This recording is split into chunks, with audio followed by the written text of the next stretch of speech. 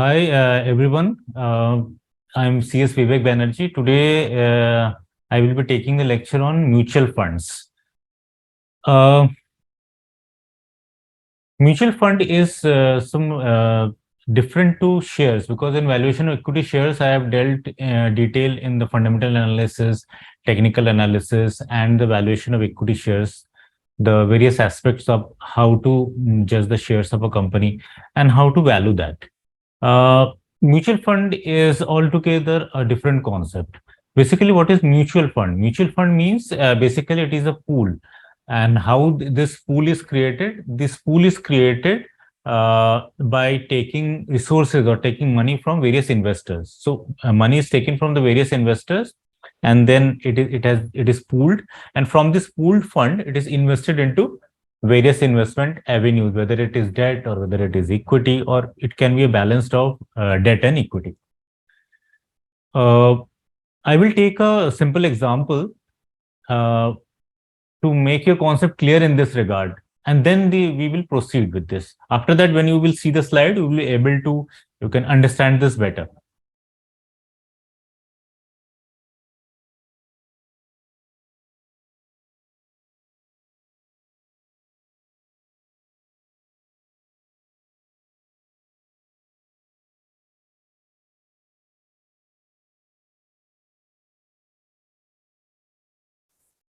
So first of all, let us understand the structure of the mutual fund. The first in this mutual fund structure is the sponsor. So who is the sponsor? Sponsor is basically the promoter who sponsor the mutual fund. Let us take an example. Example is, you can say, Axis Mutual Fund. Axis Mutual Fund. A mutual fund is established, Axis Mutual Fund, and the promoter is, say, Axis Bank. Say Axis Bank. So Axis Bank promotes the Axis Mutual Fund, puts money into that. So sponsor is the Axis Bank. Next step in mutual fund is the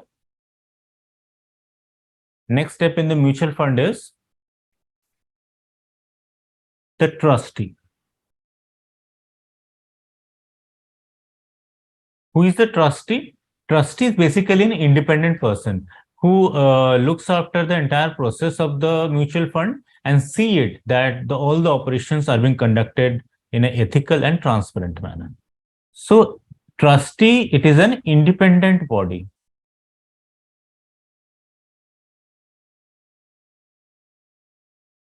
It is an independent body. And how independence is ensured? Independent is ensured through two-thirds of the board of trustees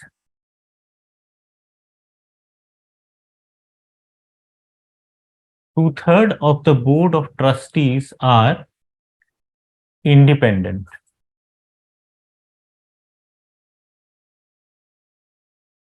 Two-thirds of the board of trustees are independent. So their task is to oversee the mutual fund operation.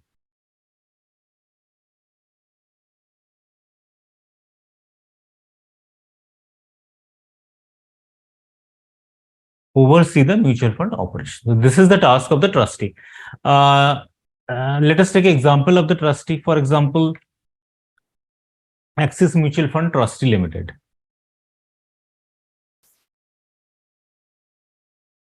Axis Mutual Fund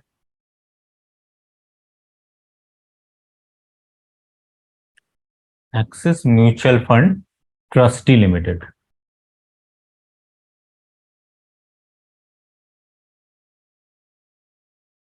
Axis Mutual Fund Trustee Limited.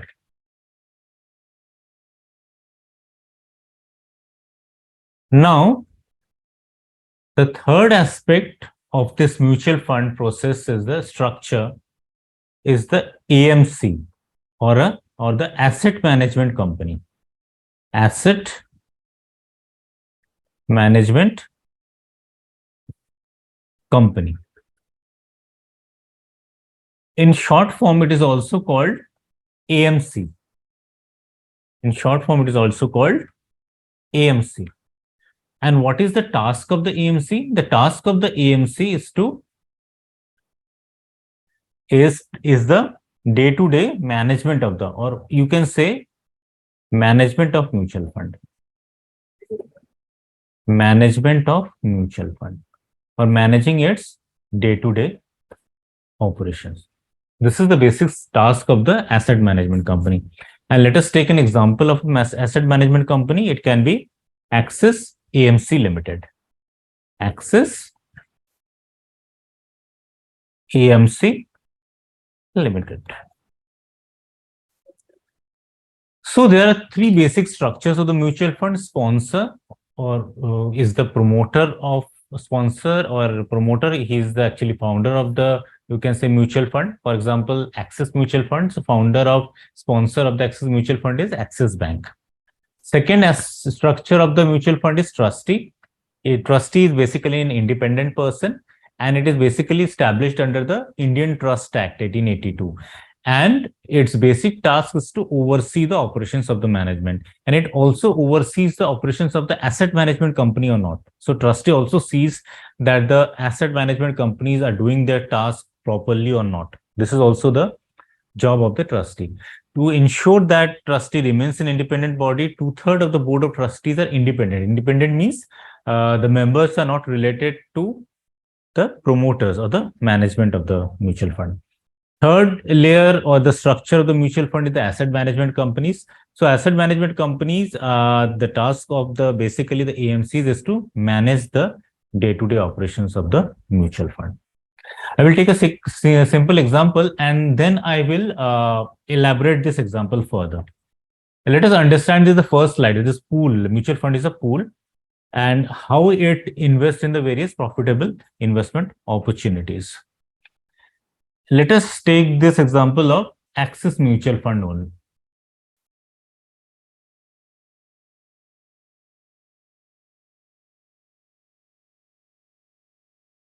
So the Axis Mutual Fund raise money from various investors.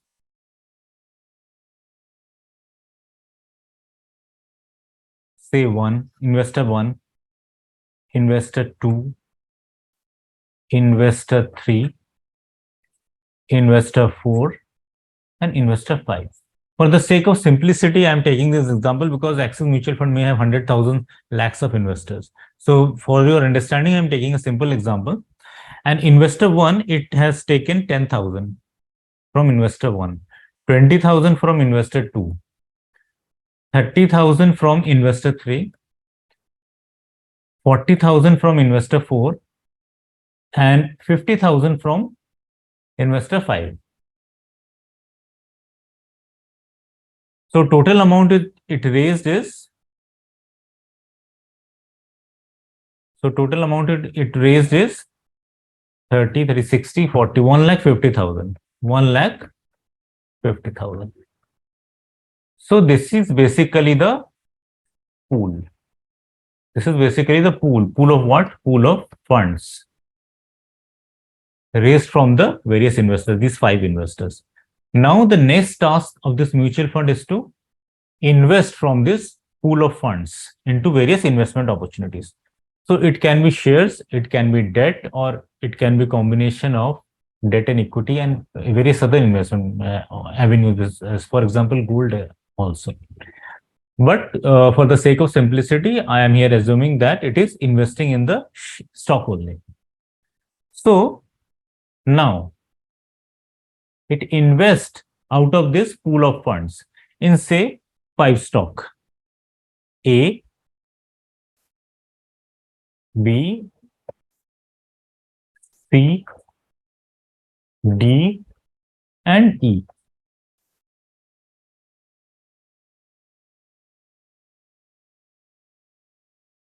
Okay.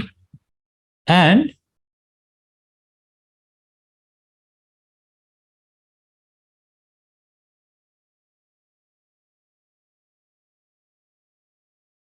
It invests actually in these funds. And whatever return has been generated from these five companies, means A, B, C, D, whatever return, the return it generates, the company, the return which it generates, they do not directly transfer these returns to the investor. They first of all transfer their returns to the mutual fund. Mutual fund transfer these returns to the investor. So returns, and what are the returns? The returns are basically dividend and capital gain. Means any appreciation in their value. So this dividend in returns in the form of dividend and capital gain is then transferred to, or basically transferred to, the mutual fund.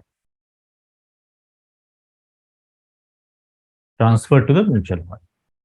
So what the mutual fund then does? Mutual fund then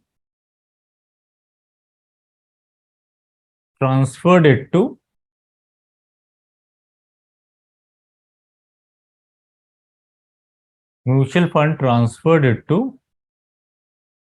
investors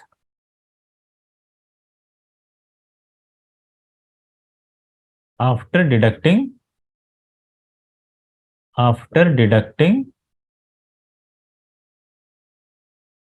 the expenses. After deducting the expenses. So mutual fund basically transferred into investors after deducting the expenses. So these expenses are basically known as expense ratio. We will discuss it later in detail, this expense ratio. Because mutual fund has certain expenses, the mutual fund has to manage the fund. There are various fund managers, researchers.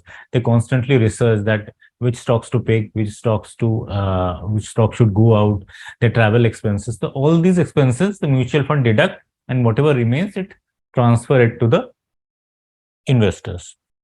Okay, so this is basically the concept of mutual fund. So this is the structure of mutual fund. Sponsors, which promote the mutual fund. Trustee is an independent body which looks after the, which actually oversee the mutual fund operation, whether it is going on transparently and ethically. And asset management companies who actually manages the mutual fund. The mutual fund is basically a trustee which pools resources from various investors, such as in this example, it pools 1,50,000 from various investors. In this example, it is 5. And then out of this pool, it invested into various profitable investment opportunities. And whatever returns is generated from the companies in the form of dividend and capital gain, it's transferred to the mutual fund. Mutual fund then transferred it to the investors after deducting their expenses. Now, I will take somewhat a detailed example so that you can understand that how in practical situations the mutual fund goes about, or how this pooling of resources and investing into various opportunities takes place. Let us take a simple example. I will continue this example which I have just explained in brief. Let us assume a mutual fund is created. For example, reliable mutual fund.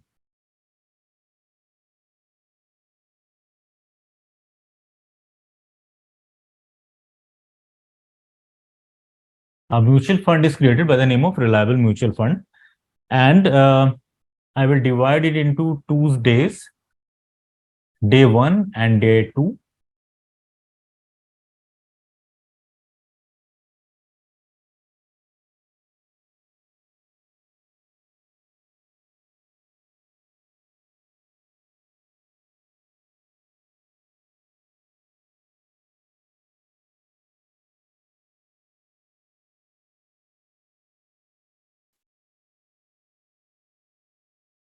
So first column is investors, amount,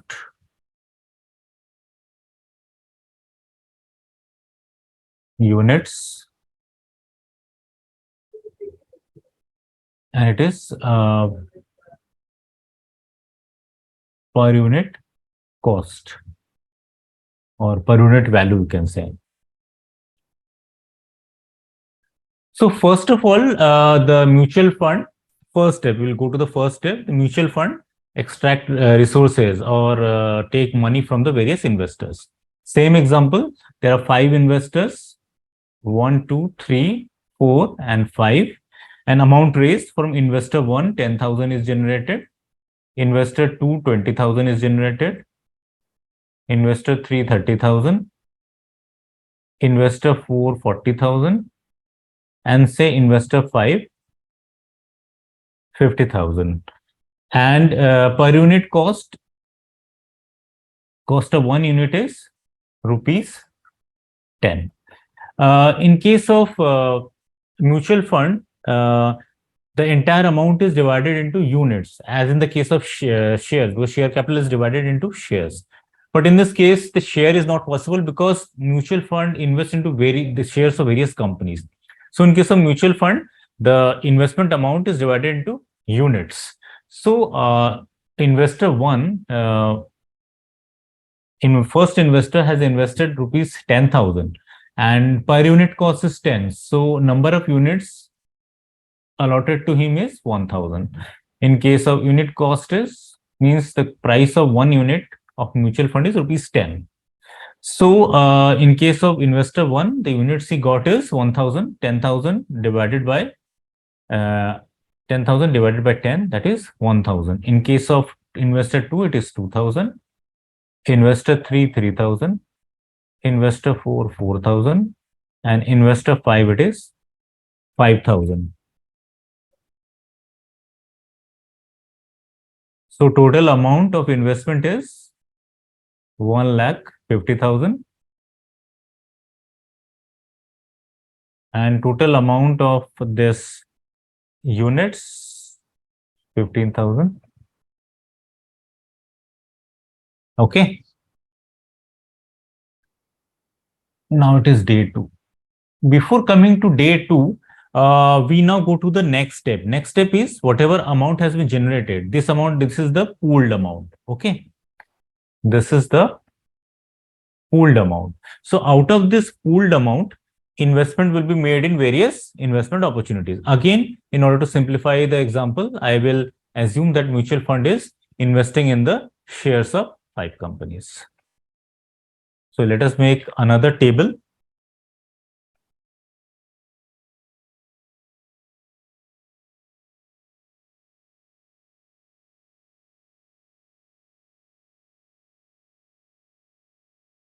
This stock, it is day 1 price, it is number of shares, total investment,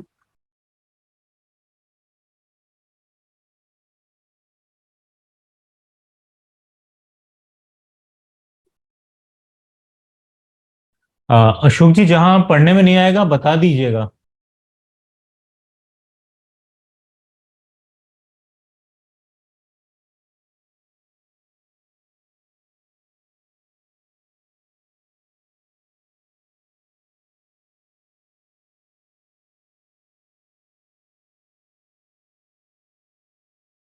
Okay.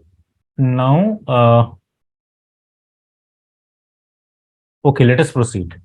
So, in case of stock, so company has invested in the stock of 5 companies: company A, company B, C, D, and E. And let us suppose the day 1 price, the day in which mutual fund invested in the shares of A is rupees 10. It is in rupees 10. In B, it is rupees 12. C, rupees 15. D, it is 20. And E, it is 25. And number of shares, let us say it has taken from A 3,000 shares. In case of 2, it is 2,500. It is 2,000 in case of C, 1,500 in case of D, and 1,200 in case of E.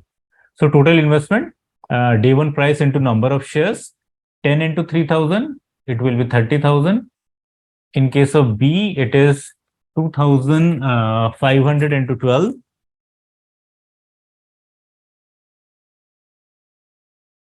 Is 30,000 again. 15 12 30,000. 15 to the 30. So in all cases, it will be 30,000.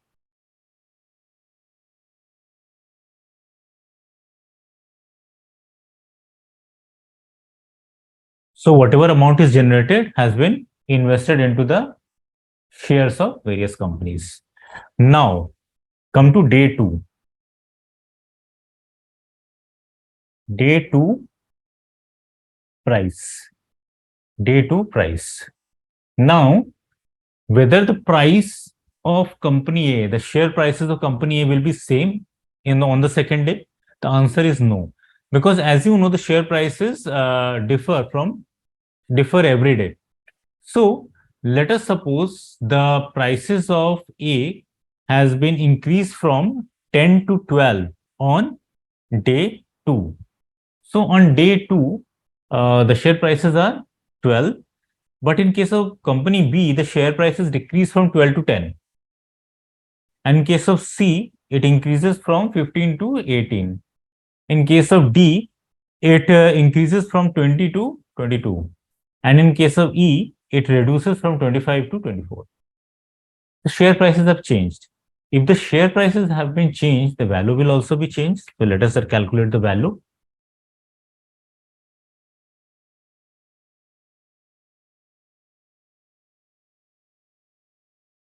Investment value.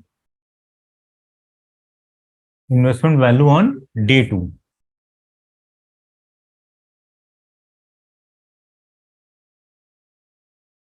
This is basically day 2, and this is basically day 1. Okay. So investment value will be number of shares into price of day 2. So 3,000 multiplied by 12, it will be 36,000. And 2,500 into 10, 25,000. 2,000 into 18. Just calculate it. 18 to the 36. It will also be 36. 1,500 into 22.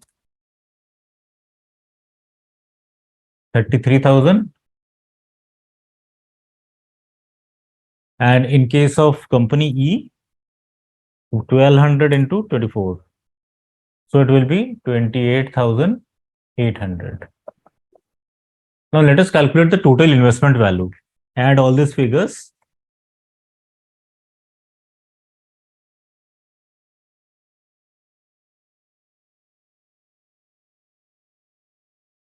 So it is coming to 1,58,000. So it is coming to 1,58,800.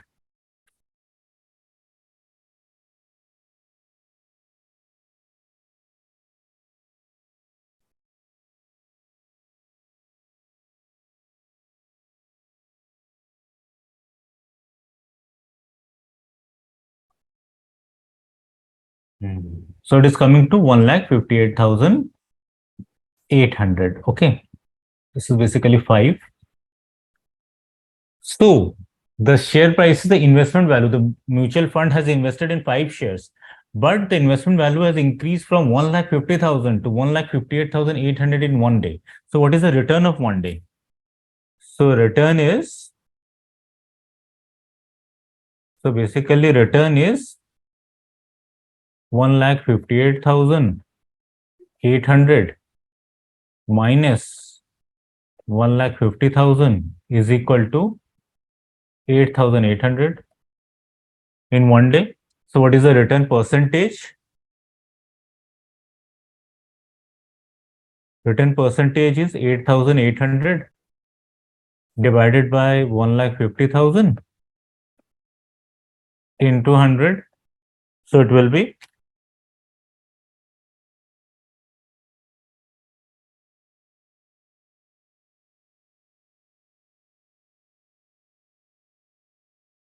is basically coming to 5.87%. 5.87%.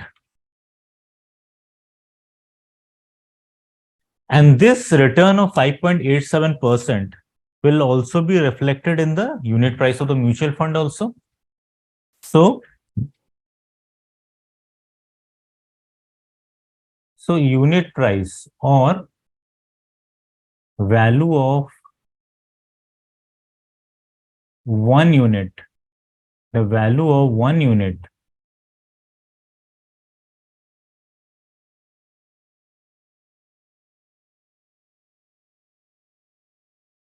the value of one unit, which is also called NAV, which is also called the NAV, that is net asset value.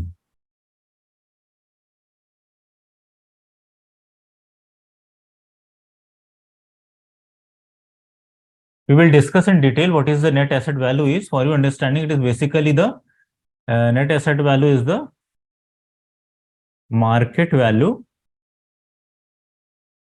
of all securities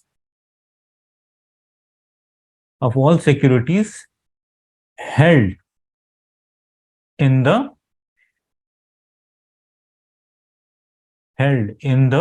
mutual fund.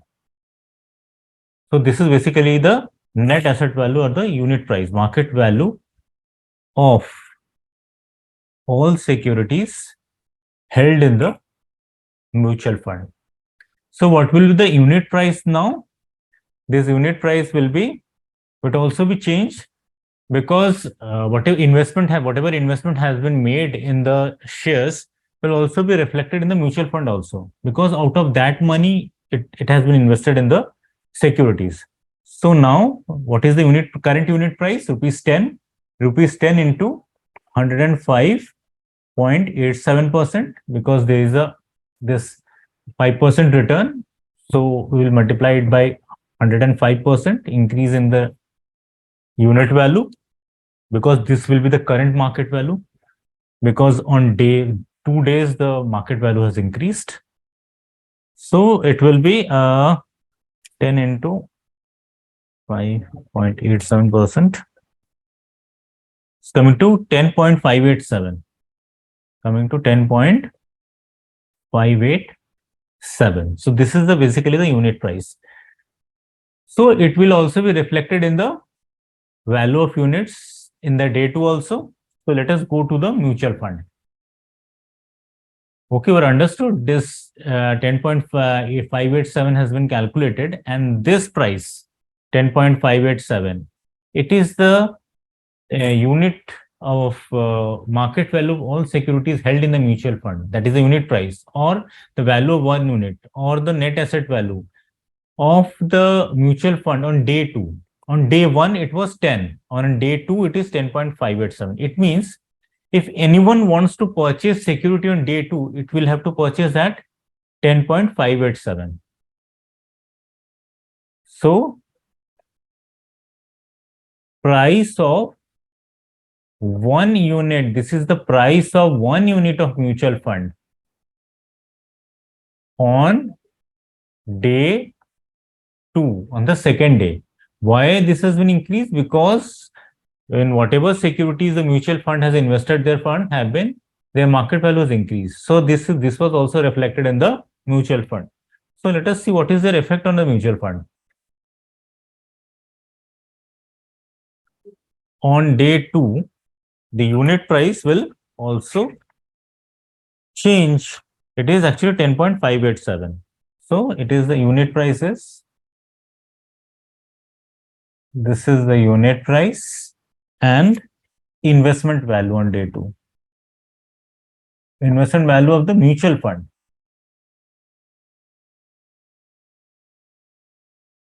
So unit price is now increased to 10.587 on day 2.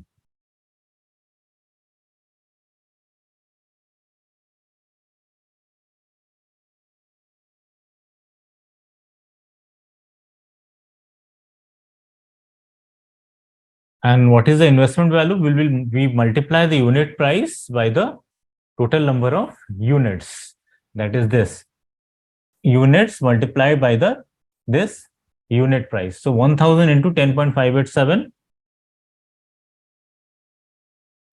is coming to 10,587.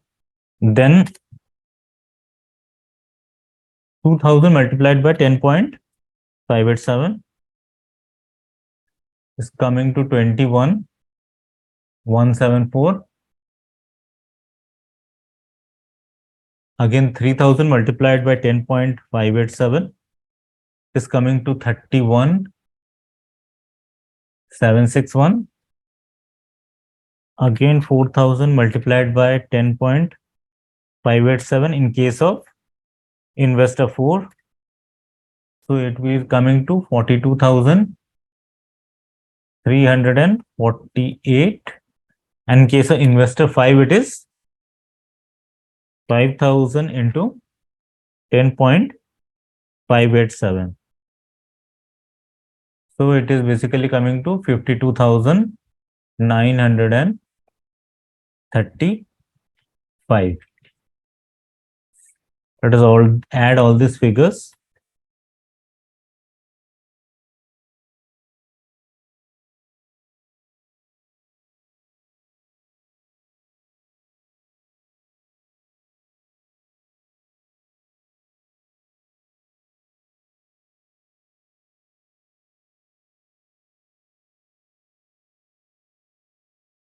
So 1,58,000, it is coming to 805. Round about 800 because of this in the decimal points, rounding off in decimal points. So this is how the mutual fund actually works. So how we have proceeded, this we have assumed that there is a reliable mutual fund.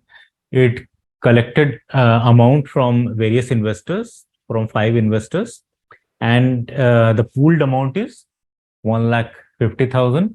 Out of this pooled amount of 1,50,000, it invested in the stock of 5 companies. And on day 1, the value is 1,50,000. But on day 2, the share prices of all the stock actually changes. So when we multiplied the stock price of second day with the number of shares, the investment value comes to 1,58,800. 1,58,800, which is actually 8,800 higher than the previous day. So return is 8,800, and percentage return was coming 5.87%. So return of the market value of investment is 5.87%. So the unit value will also be increased by that proportion. So it will be, we multiply 10 into 105.87%, which comes to 10.587. So unit value increased to 10.587 from 10 on day 2. So this will be reflected in the mutual fund also. So if we multiply this 10.587 with the units, then we will get a different value on day 2. So on day 2, the investment value is 1,58,800. For example, investor 1, on day 1, he has purchased the units for 10,000. Investors ने 10,000 रुपए लगाया पहले दिन, और दूसरे दिन जो है उसकी इन्वेस्टमेंट वैल्यू कितनी हो गई 10,587. सो अगर वो 10,587 पे दूसरे दिन बेच देता है तो उसको करीब 587 का इसमें प्रॉफिट हो जाएगा. Okay, so this is how the mutual fund works.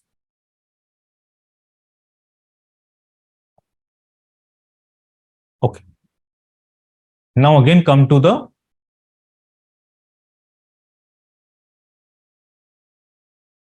PPT.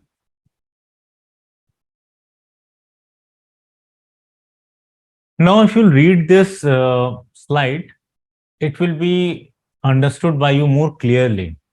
As you can go through it, and then I will proceed to the next slide.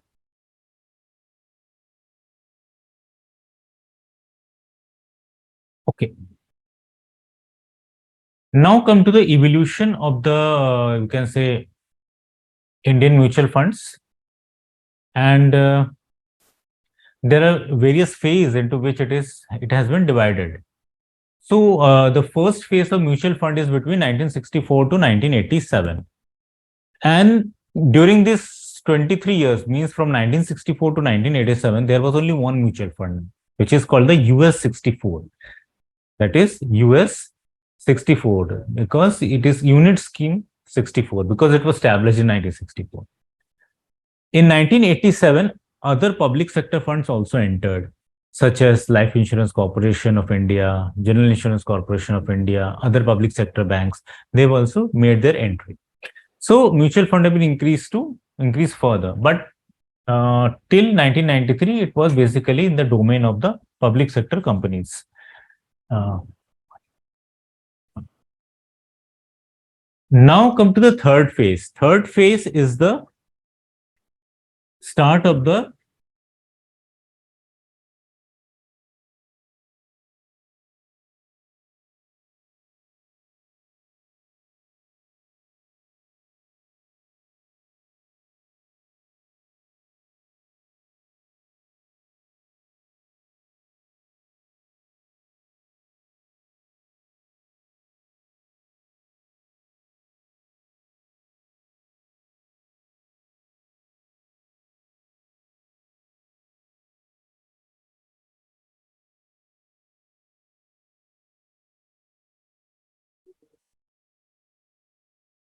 okay, fine. Uh, During this third phase, it is basically the time of privatization, liberalization,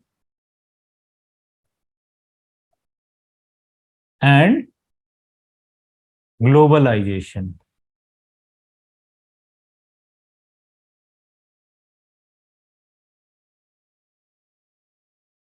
So according to this, the market has been liberalized. So from 1993 onwards, there was entry of private sectors.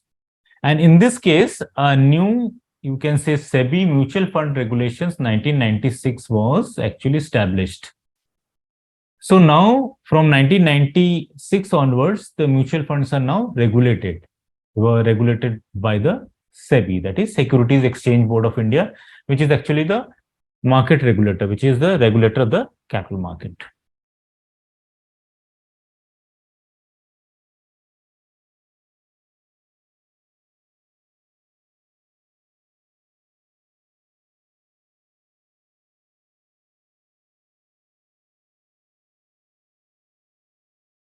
Okay.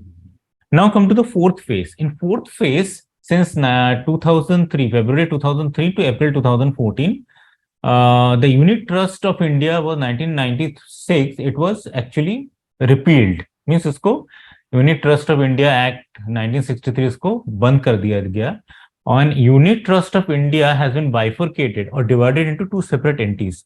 तो UTI को दो भागों में बांटा गया. One एक US 64 scheme और दूसरा as a UTI mutual fund. So one represent the assets of UTI US 64 scheme, and the second one was established as UTI mutual fund and has been sponsored by the various public sector undertakings such as SBI, PNB, Bank of Baroda, and Life Insurance Corporation of India.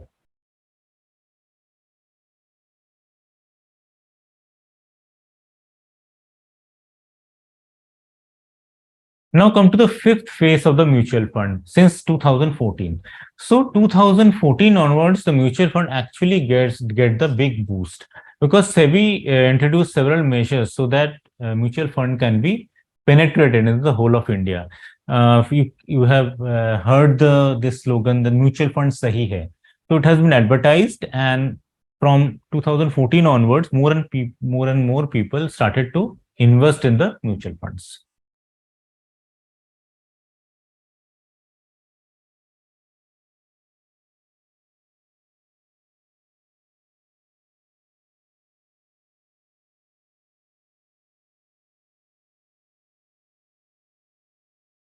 Okay.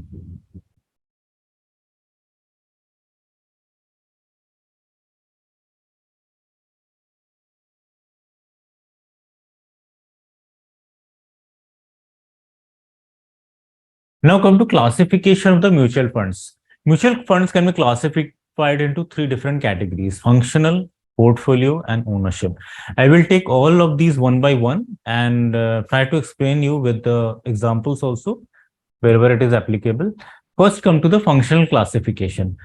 In under functional classification, the funds are divided into two, that is open-ended funds and the closed-ended funds.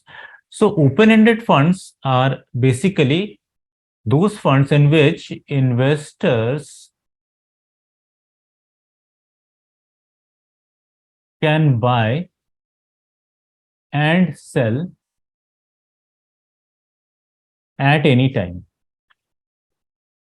Can buy and sell at any time.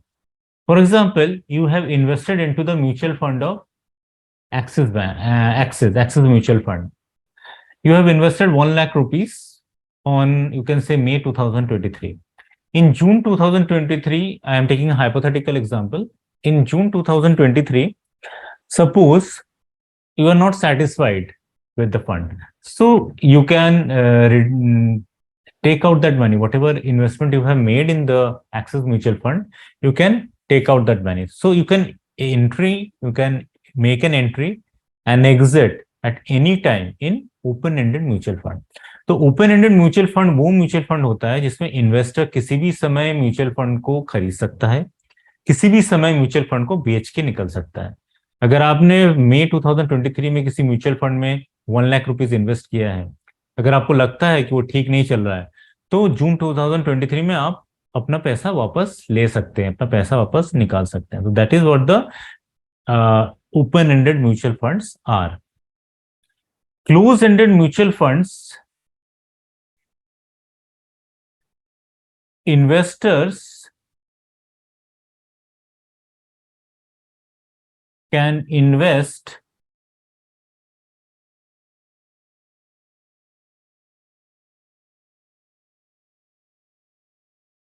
only during new fund offers. Only during new fund offers, जिसको NFO भी कहते हैं. तो ये new fund offers क्या होता है? ये न्यू फंड ऑफर होता है, एक तरह से आईपीओ होता है. New fund offers, NFO is basically the, you can से in short, IPO of mutual funds.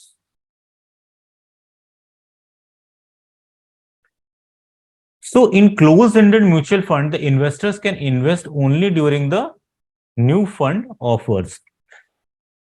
Now, what is the period of the new fund offers? The period of the new fund offers are maximum of 30 days.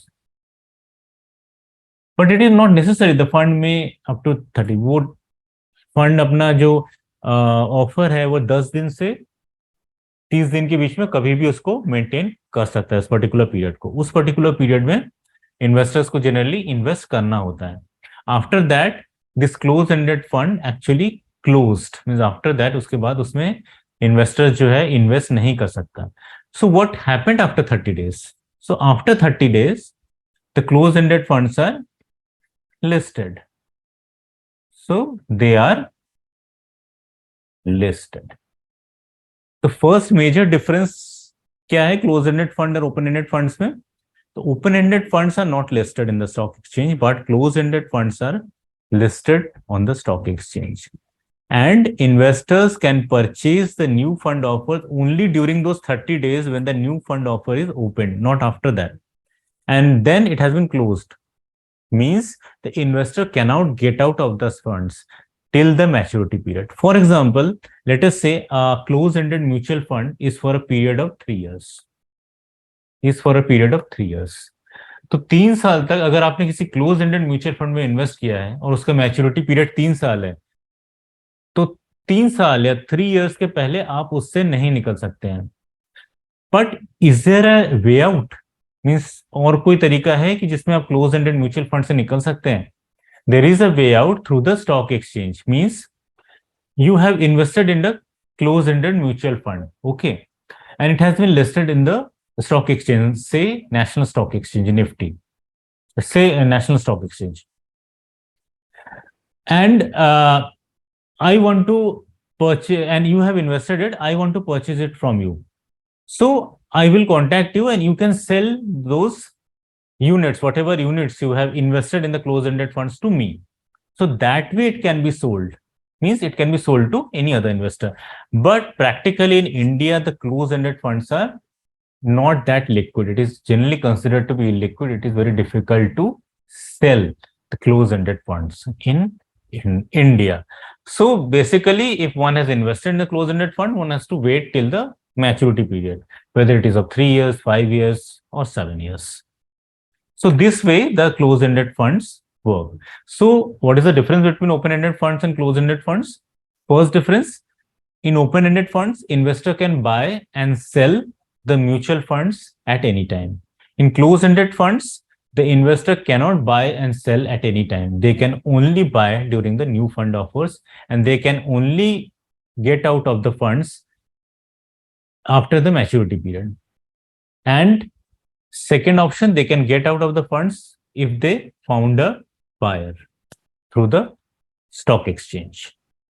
And open-ended funds are not listed, but the closed-ended funds are basically listed in the stock exchange.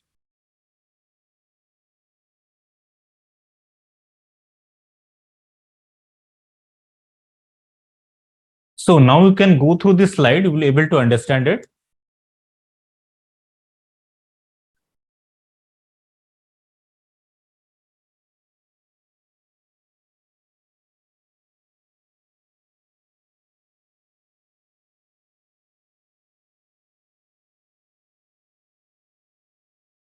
So another thing is mentioned that the capital of the fund is generally unlimited and redemption period is indefinite.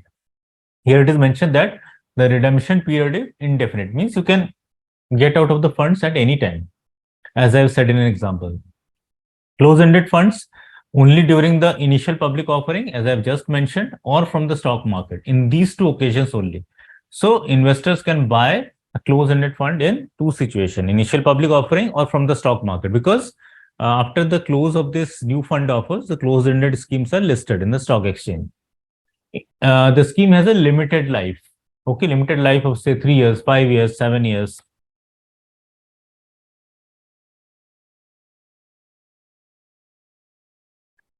And the investor can exit from the scheme by selling in the stock market. So one option is selling in the stock market or expiry of the scheme. For example, if the closed-ended scheme is for 3 years, then after the end of the 3 years, you can, as an investor in closed-ended funds, you can get back your money. Or during a repurchase scheme means through a buyback. Means that if the mutual fund wants to return your money before 3 years.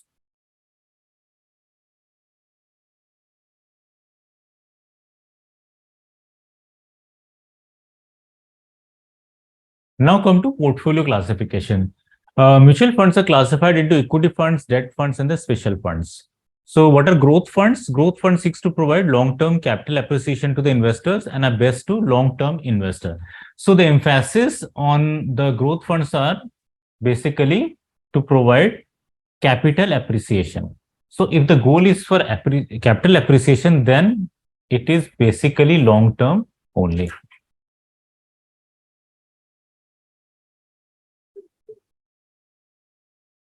Another classification of equity funds are aggressive funds. So aggressive funds are look for supernormal profits. And it basically, since it is looking for supernormal profits, so basically their outlook is risky.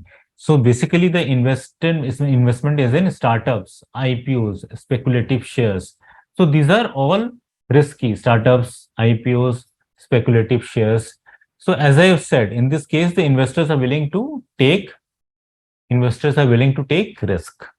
But in income funds, these investors are basically risk. These investors are basically risk averse. Means they are not willing to take risk.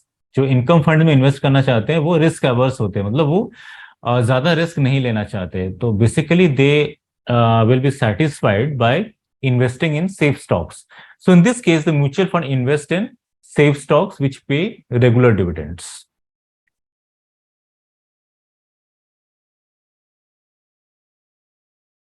Portfolio classification, it has been divided into equity funds and debt funds. We have covered debt funds, that is growth, aggressive funds, and income funds. Now come to debt funds. Debt funds are of two types, bond funds and the gilt funds. So bond funds basically invest in fixed income securities, that is government bonds, corporate debentures, convertible debentures, we can say money market instruments, all these things. And gilt funds basically they invest in government securities. But my question to you is, do the debt funds entirely risk free? Because general perception in the minds of investors is that when the stock market fall down, they generally tend to invest in the bond market. But this is not the case. The debt funds are also subject to market risk, also subject to certain types of risk. So what are those risks? The first risk is the interest rate risk.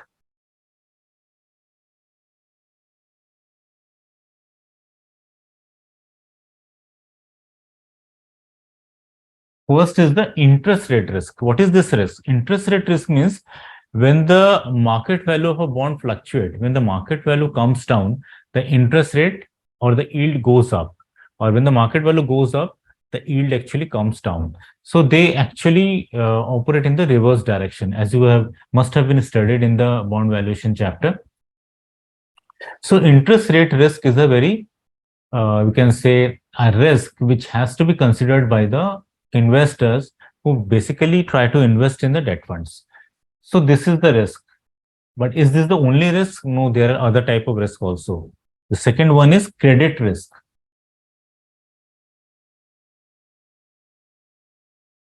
The second risk is credit risk. What is this credit risk? Credit risk means the debt fund in which the securities, the bond in which the company is investing, the mutual fund is investing, may default. And it actually happened recently also in the case of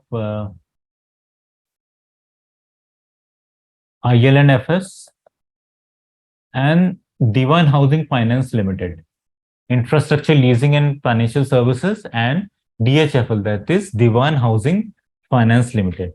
In both these companies, various, you can say, investors, mutual funds have invested into these companies, but they have defaulted. So that is, and since they have defaulted, the money, the mutual fund have not been able to get their money from the, you can say, these companies. And since they do not get the money from these companies, they are not able to return the money to the investors. So credit risk is also there in the debt funds. And another type of risk is prepayment risk.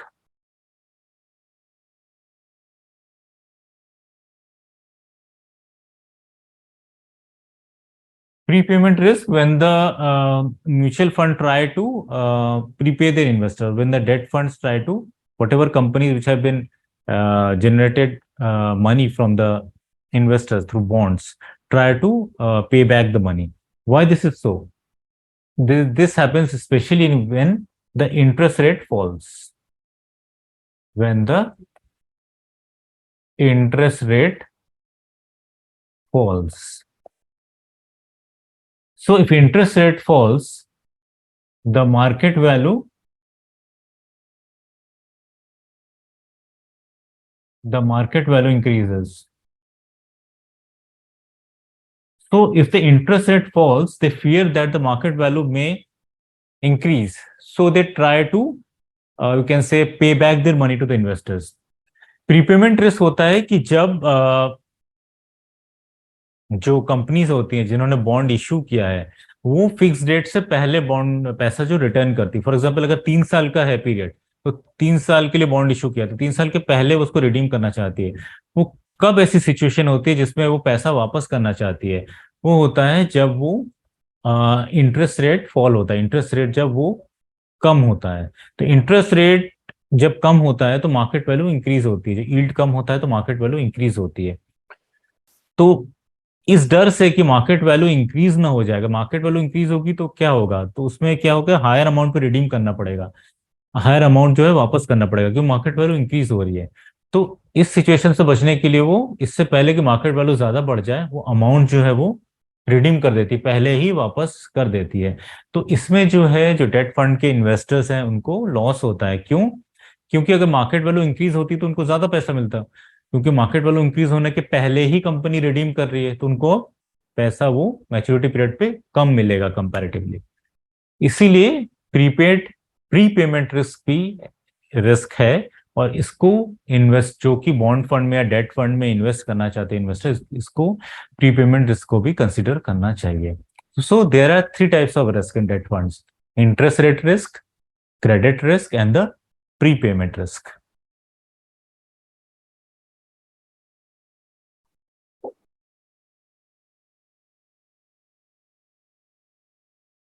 Now come to portfolio classifications. In portfolio classifications, there are some special funds. We have taken equity funds.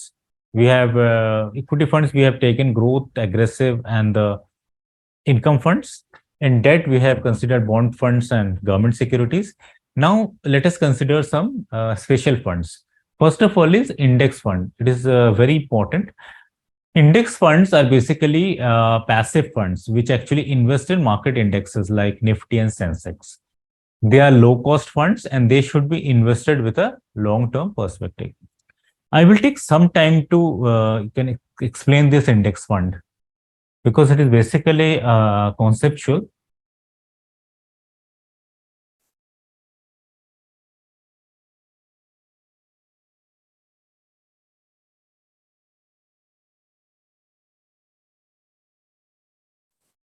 So index funds are basically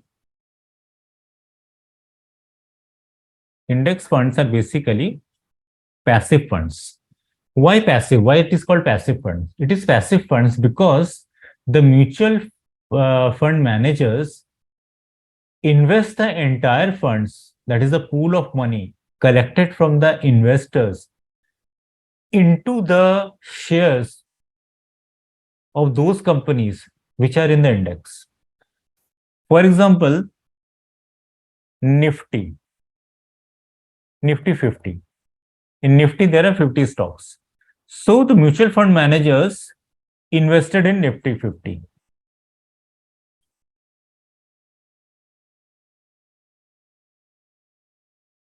It means whatever companies are there in Nifty 50s, it is also in the portfolio of the mutual fund managers also. So it simply invest in Nifty 50, means what, in those shares which are in the Nifty 50, and just wait and watch. So what is the benefit? Benefit is that whatever return the index generate, for example, in this case Nifty, it will also be generated by the passive funds also. Nifty को अगर मान लीजिए 12% return होता है, तो मोर और less passive funds को भी उतना ही रिटर्न होगा। थोड़ा कम होगा जिसको हम बाद में एक्सप्लेन करेंगे because of tracking difference and tracking error, क्योंकि दोनों के रिटर्न में थोड़ा सा डिफरेंस होता है निफ्टी 50 और कोई भी इंडेक्स। तो ये जरूरी नहीं है कि वो निफ्टी 50 में भी करें, वो सेंसेक्स में भी हो सकता है। द इंडेक्स में भी सेंसेक्स और it may be Nifty metal, it can be Nifty pharma, any index, किसी भी इंडेक्स में इन्वेस्टमेंट हो सकता है। तो निफ्टी फॉर एग्जांपल इस सिचुएशन में म्यूचुअल फंड मैनेजर ने पैसिव फंड्स तैयार किया और वो उस शेयर्स में उन्होंने इन्वेस्ट किया जिसमें उसी शेयर्स में इन्वेस्ट किया जो कि निफ्टी 50 में है। तो निफ्टी 50 अगर 12% रिटर्न जनरेट करेगा तो उसका पैसिव फंड्स भी 12% इंटरेस्ट रिटर्न जनरेट करेगा। क्यों? क्योंकि उसी कंपनीज में उसने भी इन्वेस्ट किया है जो कि निफ्टी 50 में है, पर इसमें रिटर्न थोड़ा सा पैसिव फंड के केस में कम होगा। Why? Because there are expense ratio. Mutual fund के कुछ एक्सपेंसेस होते हैं क्योंकि उसको पोर्टफोलियो मेंटेन करना होता है, म्यूचुअल फंड मैनेजर्स को सैलरी देनी होती है। तो that is why the return of mutual fund will be slightly less than the return generated by the Nifty 50. So it may be, I can say 11.5 or so, for example. Okay.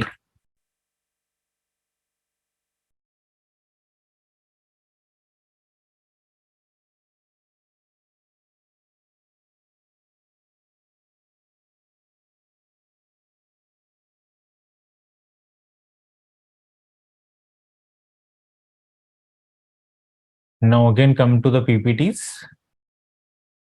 And basically in this case, in case of index funds, the emphasis should be long term. The emphasis should be long term since they are actually investing in the index. So their perspective should be long term, and they're low cost fund because expense ratio are lower in comparison to other funds, which we will see in our further you can say discussions, that they are low cost fund. The index funds are low cost funds because expense ratio is lower. Why expense ratio is lower? Because the mutual fund managers do not have to set and research that which stocks to invest. They simply invest in those stocks which are in the index, for example Nifty or Sensex or any index. So their basic task is maintenance of portfolio. So portfolio को maintain करने में जितना खर्चा आता है, जितने expenses आते हैं, वही expenses है. That is why they are low cost. Means cost is low on the part of the investors. Investors have to pay less expense ratios. Expense ratio is less in case of index fund. Now come to international funds. What are international funds? International fund, it is a mutual fund located in India to raise money in India for investing globally. And offshore funds are mutual funds located in India to raise money globally for investing in India. So international funds raise money in India for investing globally, means bahar invest करने के लिए है international funds. And offshore funds, mutual fund located in India to raise money globally for investing in India.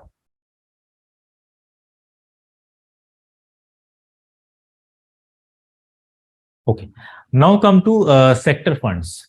Sector funds, they invest their entire fund in a particular industry. For example, utility fund for utility industry, power, gas, public works.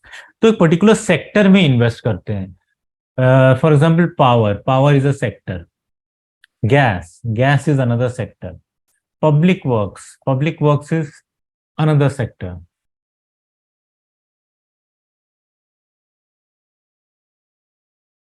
Banking is another sector. Pharma is another sector. IT is another sector. FMCG is another sector. So these are all sectors. But since the funds are concentrated on a particular sector, the risk is also more. Because if one sector does not do well, then the mutual fund will not do well and the investor will suffer. So जो sector fund में क्या होता है, risk ज्यादा होता है. क्यों? क्योंकि पर्टिकुलर सेक्टर में इन्वेस्ट है, वो बैंकिंग सेक्टर में ही इन्वेस्टेड कर रहा है. फॉर एग्जांपल अगर बैंकिंग सेक्टर को साल 2 साल 1 साल बाद अगर नहीं चला, उसमें लॉस हो रहा है, तो इन्वेस्टर्स को भी लॉस होता है. जरूरी नहीं कि एक ही सेक्टर चलता रहे बार बार. तो सेक्टरल फंड्स जो है स्लाइटली रिस्की है, they are slightly risky, but return is also more because for example, right now the banking sector is doing well, so the mutual fund will also do well. Now come to money market funds. So money market funds are basically debt oriented schemes. So these are basically debt oriented. Main objective is preservation of capital. Why? Because they are considered to be safe. Why? Because they invest in short-term instruments like commercial papers, certificate of deposit, treasury bills, government securities. These are considered to be safe. Especially the treasury bills, and government securities are considered to be safest. Because इसमें अगर invest करते हैं तो मतलब ये sure रहता है कि हाँ हमारा पैसा डूबेगा नहीं. We cannot set up commercial papers. क्योंकि ज्यादातर जो मनी मार्केट फंड्स है, लिक्विड फंड्स है, वो कमर्शियल पेपर में भी लगाती है. पर recently as we have seen that liquid funds may also default, as in the case of Franklin Templeton.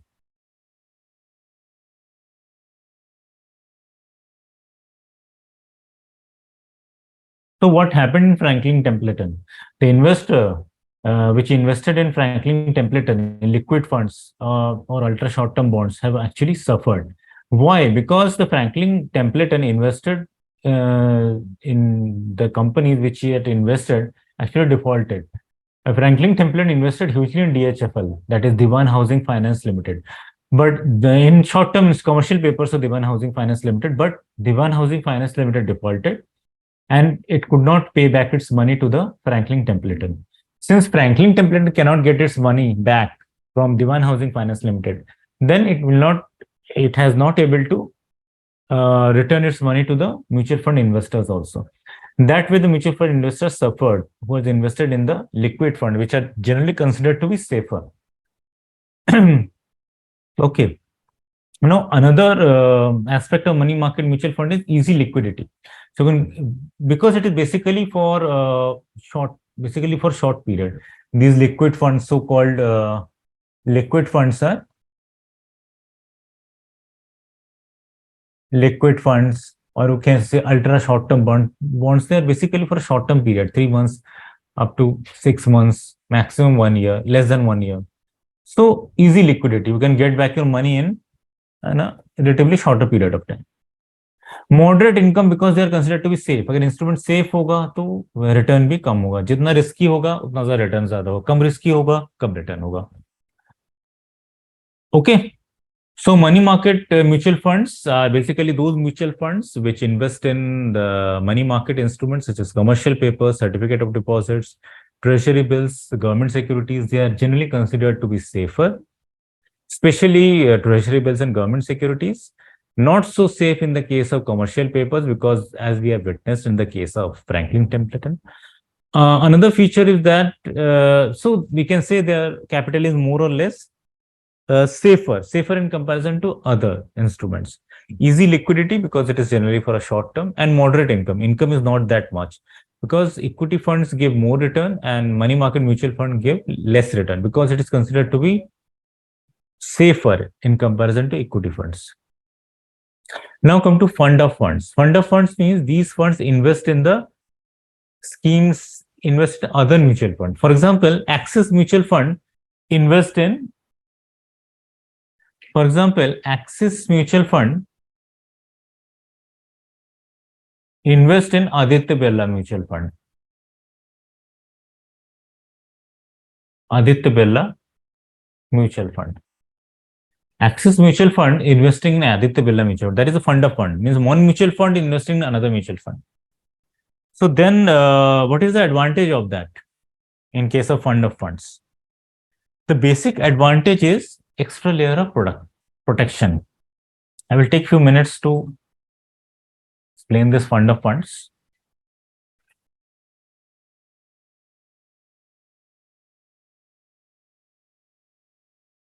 So what is a fund of fund? Mutual fund investing in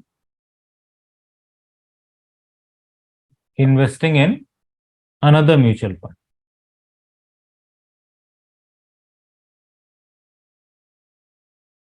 Investing in another mutual fund. So basically, what is the advantage? Advantage is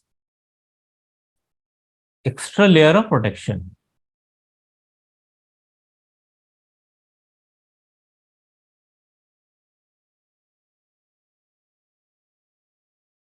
Extra layer of protection. How? How extra layer of protection? Because, as I have said,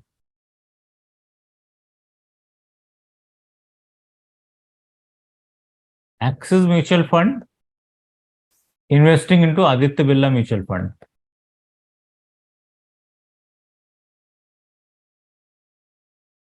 So they are mutual fund managers in Axis Mutual Fund and they are mutual fund managers in Aditya Birla Mutual Fund. So that is extra layer of protection because more now professionals are engaged in, can say, safeguarding or managing the day-to-day operations of the mutual fund. Another advantage is professional management. Professional management. As they are more professional managers to managers, I've just discussed. And another advantage is added diversification.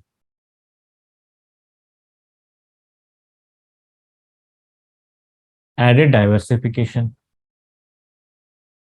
एक mutual fund दूसरे mutual fund में invest कर रही है, axis mutual fund Aditya Birla mutual fund में invest कर रही है, तो इसकी वजह से क्या है, स्टॉक्स और बढ़ेंगे. मीन एक्सिस म्यूचुअल फंड में फॉर एग्जांपल 30-40 स्टॉक्स है, आदित्य बिरला म्यूचुअल फंड में 30-40 स्टॉक्स है, तो डाइवर्सिफिकेशन ऑब्वियसली बढ़ेगा, इसमें डाइवर्सिफिकेशन बढ़ेगा तो सेफ्टी और ज्यादा बढ़ेगी. But what are the disadvantages? तो दीज आर बेसिकली एडवांटेजेस ना.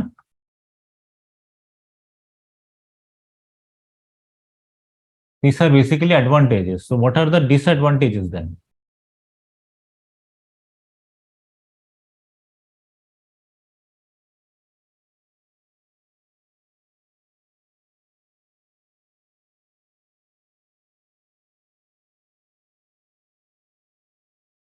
First disadvantages is high expense ratio.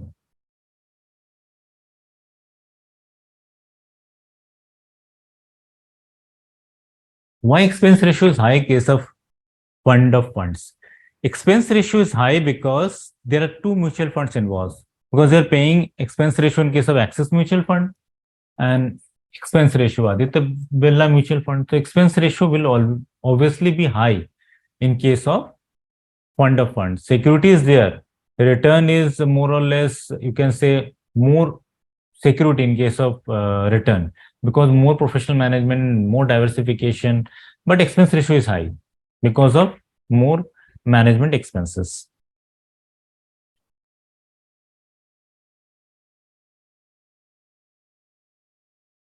And another is moderate risk. The risk will always be moderate, not very high risk, but moderate risk. For example, I will give you an example. You can see quantum equity fund of funds. Quantum equity fund of quantum equity fund of funds. This is a, you can say, an example of this fund of funds. Now again, get back to the PPT. Okay.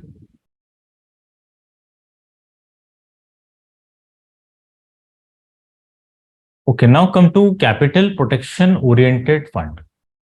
From the name, you can deduce that capital protection, the basic aim to protect the capital. That is why it is basically a debt oriented scheme. Majority of the amount is debt oriented. So this is basically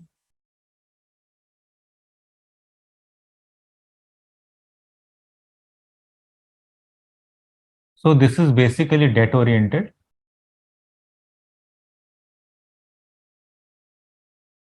And this is close ended.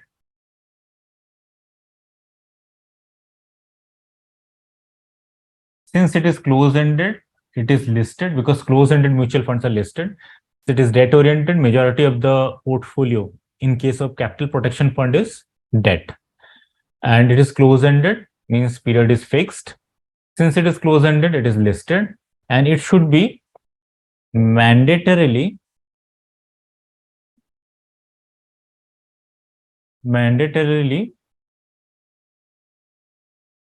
credit rated.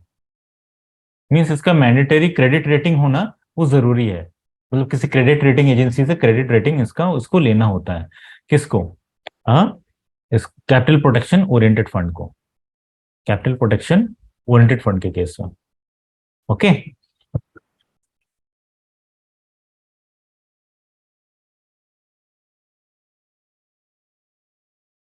For example Canara, I am giving an example. Canara capital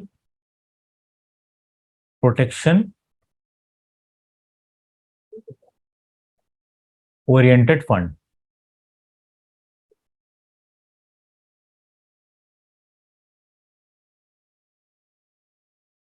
Canara capital protection oriented fund. Okay. Now I will come to the gold funds. So what are the gold funds? The objective of these funds is to track the performance of the gold. The unit represents the value of gold and gold related instruments. So I will take some time to explain you the gold fund also.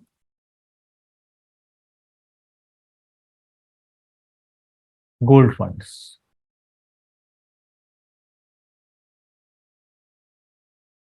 So gold funds are generally in the form of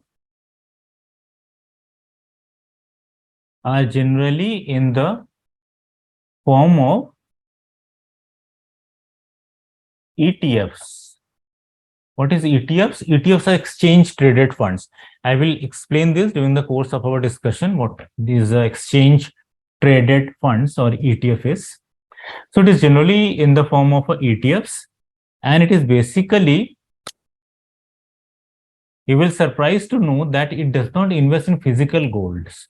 It invests in gold mining companies.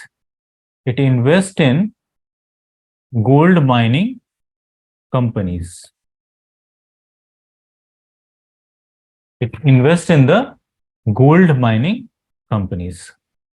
For example,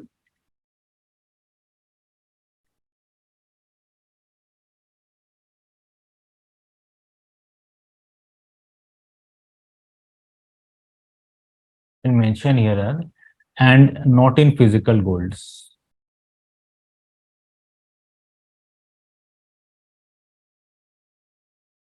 Okay. An example is Deccan Gold Mines Limited.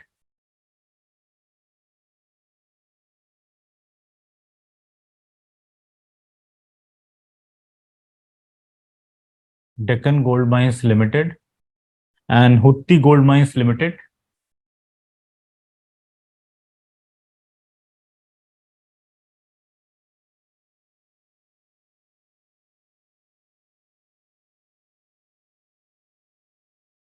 So these gold funds are generally in the form of ETFs, invest in gold mining companies and not in physical gold. For example, Deccan Gold Mines Limited, Hutti Gold Mines Limited, and they are generally liquid also. For example, I will give you an example of these gold funds. SBI Gold Fund,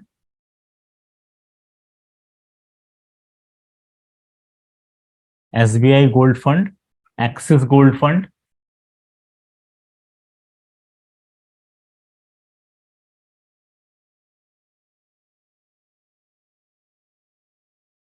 So what are the advantages of this gold fund?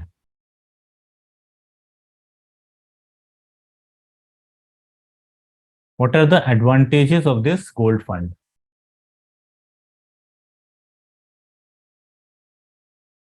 First advantage is liquidity. Because if you want to get out of this gold fund, for example, you have purchased some of the units of SBI Gold Fund. So if you want to get your money back, you can do so at any time. So there is easy liquidity in case of gold funds. Another aspect of this gold fund is flexible amount. Flexible amount. Say rupees 500. So you can start from as less as rupees 500 in case of gold funds. And another advantage is that safety. It is safer than physical gold. It is generally safer than physical gold.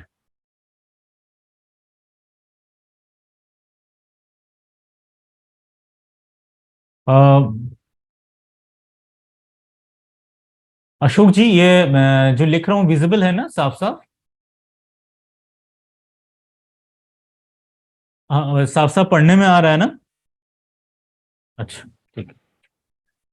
Okay, so what are the advantages of the gold funds? The advantages are liquidity, because you can get back your money at any time. Flexible amount, you can start with amount as less as rupees 500 in case of gold funds. And it is more safer than physical gold, because physical gold anytime can be, we can say, you can lose it because of theft or for any other reason.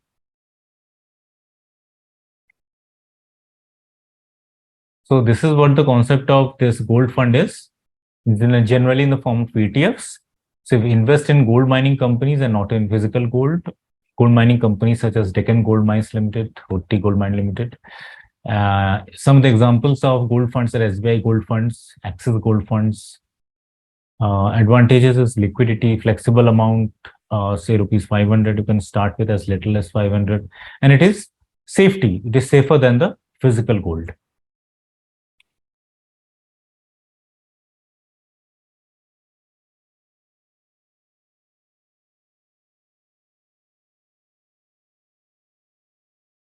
Now come to ownership classification. Funds are classified into public sector funds, private sector funds, and foreign mutual funds. So public sector mutual funds are sponsored by a company of the public sector.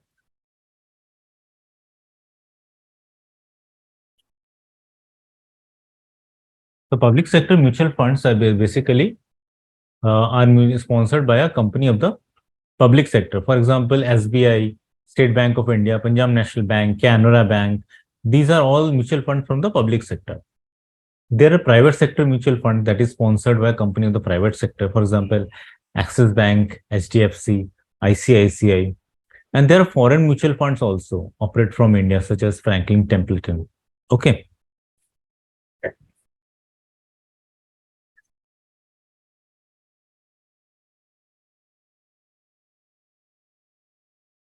Now come to direct plans in the mutual funds. So, what is a direct plan? Direct plan are those companies where asset management companies or the mutual fund do not charge distributor expenses, trail fees, and transaction charges. And any of the direct plan are generally higher in comparison to the regular plan. So direct plan are those plan in which the investor directly invests in the mutual fund companies, and the involvement of the distributor is not there actually. I will take you an example so that the this concept is clear to you. In case of direct plan,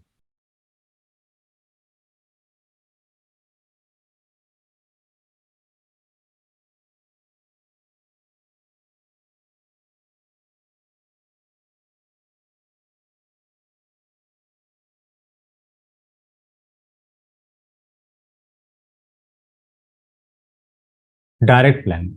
So direct plan is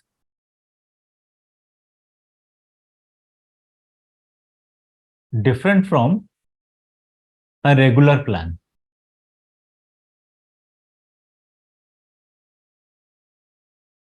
What happens in regular plan? Involvement of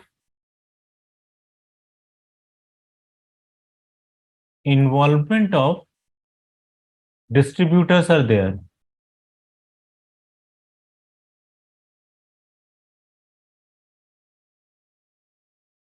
But in case of direct plan, no involvement of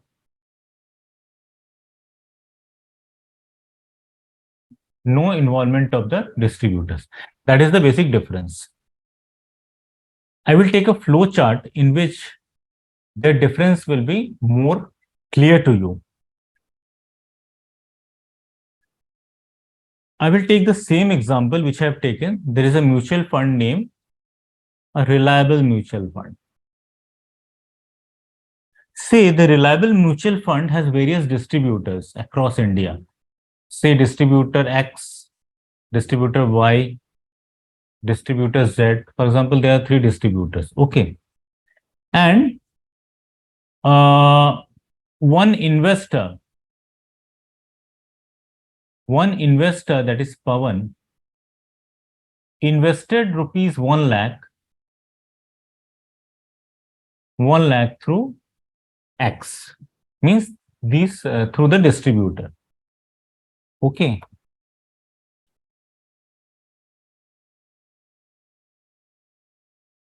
So if Pawan invested through its distributors, the expense ratio comes to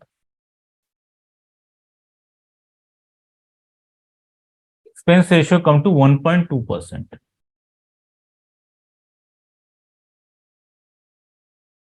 The expense ratio is coming to 1.2%. What is the expense ratio? Expense ratio means the expenses which the mutual fund has to incur on its day-to-day management of the company. For example, the salary to mutual fund managers, the research and development expenses, travel expenses, all this. So these are basically expenses. So total expense ratio coming to 1.2% of the total funds under management. So expense ratio is 2% to the distributor. But another investor, say investor, you can name it, say investor Lokesh. So investor Lokesh directly approaches the Reliance Mutual Fund. Okay, this is a direct approach. So Lokesh, an investor,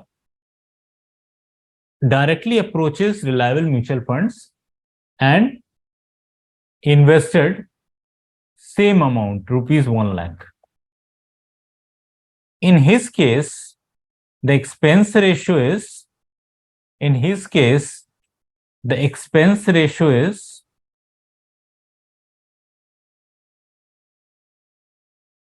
1%. Why the expense ratio is less in case of Lokesh and high in case of Pawan? The difference is the distributors, involvement of distributors in case of Pawan.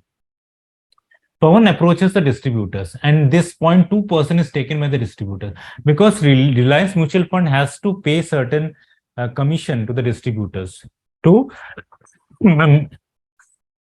excuse me, because the Reliance Mutual Fund has to pay its distributors so they can to manage their mutual fund on their behalf.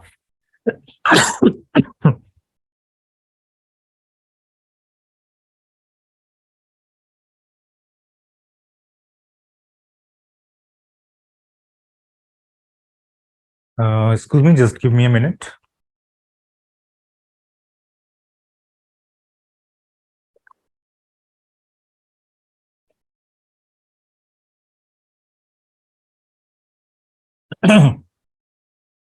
So what I was saying that in regular plan, the investors purchase mutual fund through the distributors. But in case of direct plan, the investors directly approach the mutual fund. That is the basic difference. Therefore, the expense ratio is higher in case of distributors. Why? Because the mutual fund has to pay certain commission to the distributors or distributors. Why? Why this is so? Why the mutual fund has to take the help of distributors? The answer is that the distributors are generally scattered over the length and breadth of the country. It is not possible for a single mutual fund to actually penetrate the whole of India. So that is why I take the help of the various distributors. But if the investor wants to save their money, save their expense ratio and increase their return, they can directly approach the mutual fund. If they have time to study the mutual fund from time to time, if the investors do not have time, they can purchase their mutual fund through the distributors. So there are two possible routes.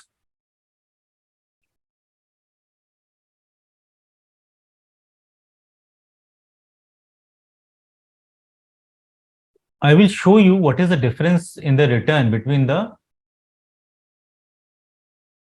direct plan and the regular plan. See, it is basically a open-ended fund. Here you can see open-ended. This is equity, large cap, and the position on 19th June 2023. You can see Aditya Birla Sun Life Frontline Equity Fund. NEV in case of this regular plan is 370.27 and direct is higher. You can see the return also. Return is 24.44 in case of Aditya Birla Sun Life Frontline Equity Fund. So this return is 24.44 in what this is 1 year return, 24.44 in case of regular plan and 25.29 in case of direct plan. This is because of the expense ratio.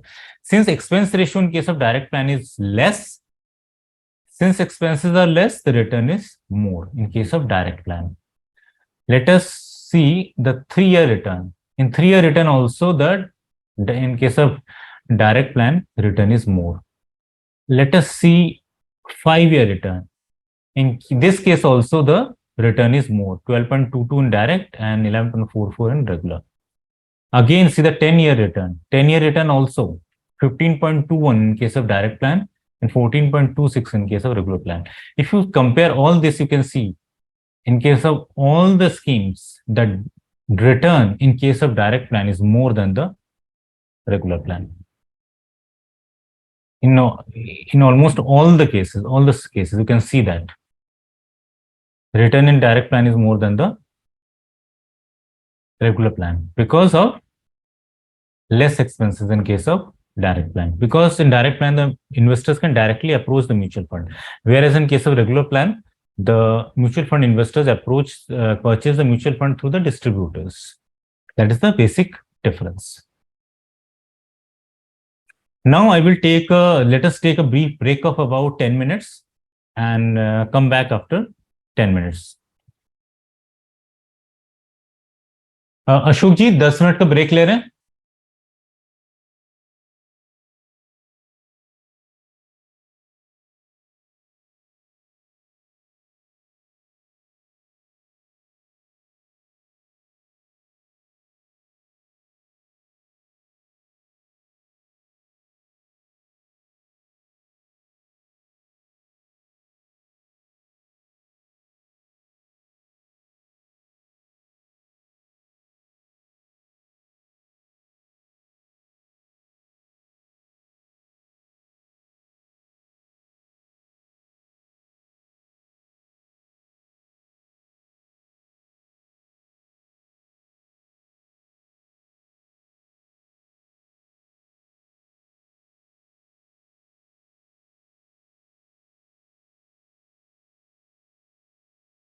Okay, welcome back, students. Before the break, I have taken direct plan in mutual funds. So you must have understood what is the difference between this direct plan and regular plan. In regular plan, the mutual funds invest in the mutual fund through the, you can say, the distributors. And in case of direct plan, the investors directly invest in the mutual fund by approaching the mutual fund company. That is the basic difference. I have explained it with the help of an example also. Now, come to the next slide.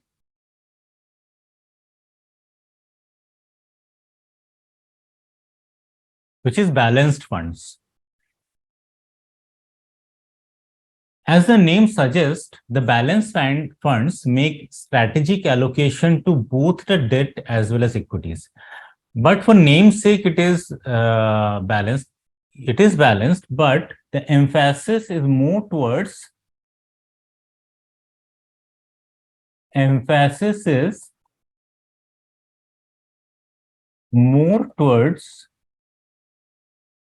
equity. So you can say 60:40 and 60 in favor of equity. So balance funds में equity और date का balance होता है, पर ज्यादातर जो है allocation वो इक्विटी में, थोड़ा सा ज्यादा इक्विटी में होता है, जैसे 60% इक्विटी में और 40% जो है वो डेट में. And it mainly works on the premise that while the debt portfolio, the scheme provides stability, the equity one provides growth. तो basic fund क्या है? Debt provides stability, stable income, and equity provides growth. The balance between stability and growth. That is why balance funds. Now come to equity diversified funds. Equity diversified funds can be, you can say, segregated into various parts. First is flexi cap and multi cap. It is important. I will take some time to explain this. Flexi cap and multi cap.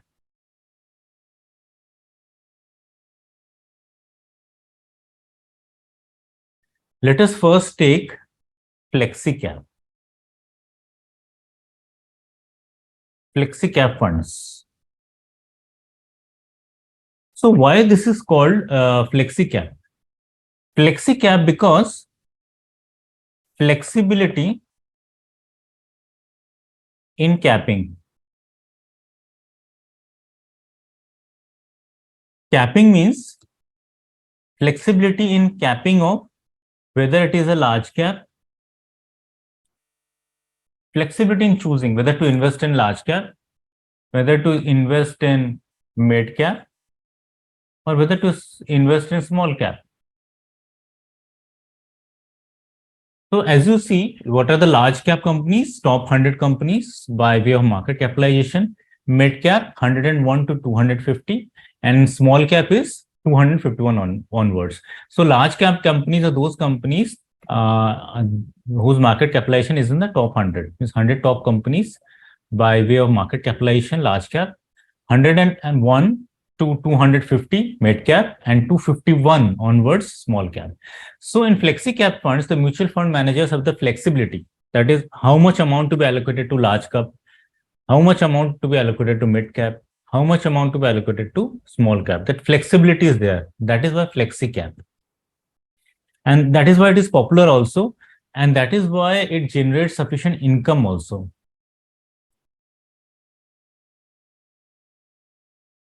The only condition flexi cap is that 65%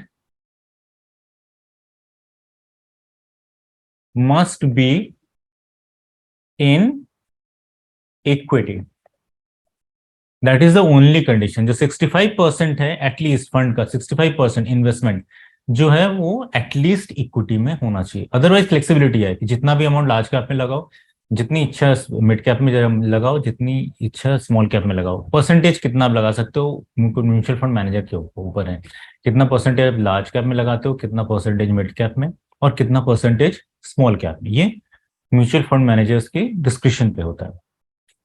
but एक ही वो है rule है, वो है कि 65% equity में होना चाहिए. तो बेसिकली फ्लेक्सी कैप है basically equity oriented, you can say. And what about multi cap? I am coming to multi cap.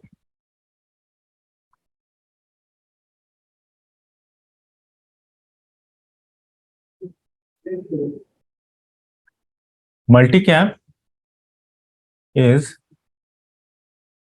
25 capping होता है इसमें. This is capping, that is why multi cap. 25% in large cap, 25% in mid cap, and 25% in small cap also. So this is basically a capping is there in case of multi cap.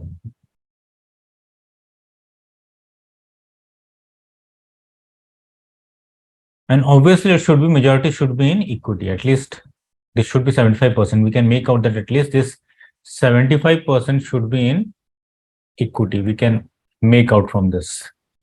So this is basically the difference between flexi cap and the multi cap.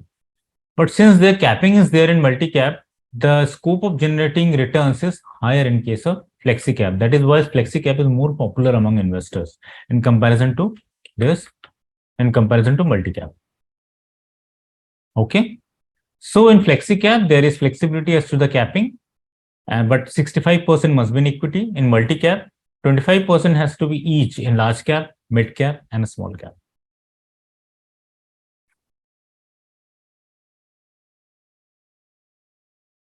Okay, now come to contra fund. In contra funds, basically the mutual fund managers invest in out of favor companies that have unrecognized value. Means the mutual fund managers invest in those companies which are undervalued right now, but they have huge potential for future growth.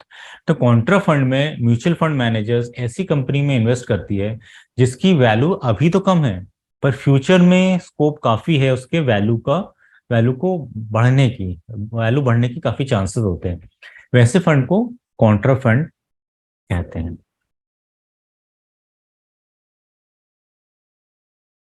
So the basic idea of contra fund is to buy at lower cost and cash it on when the prices are more, because the emphasis of the contra fund is to pick the undervalued share which have high potential for growth.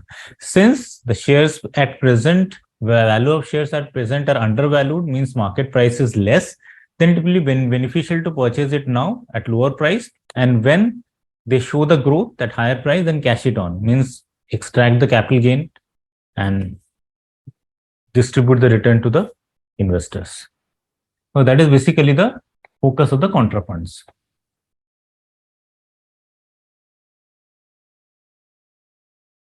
Another aspect of equity diversified fund is dividend yield fund. So their main focus is actually they basically invest in high dividend yield companies. Means it invests in those companies which regularly pay dividends from time to time.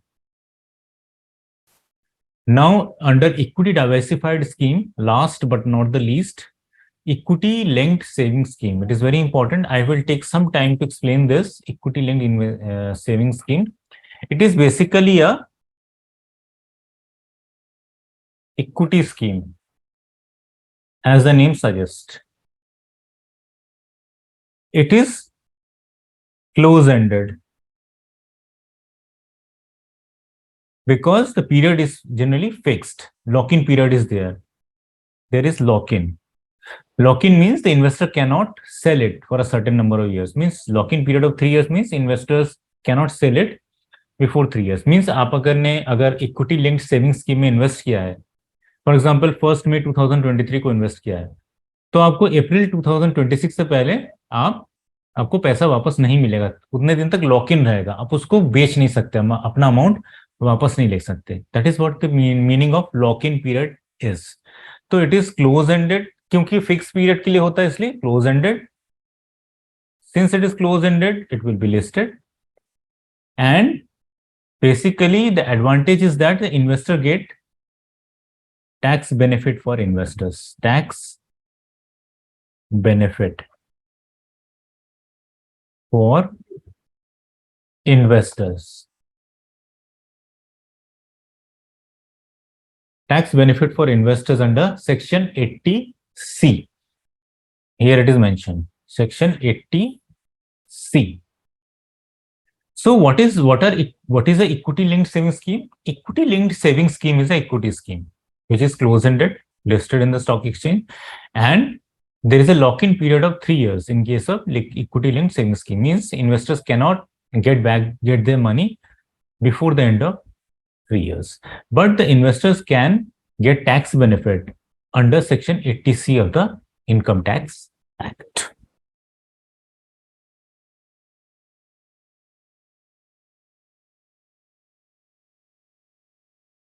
Now come to thematic funds.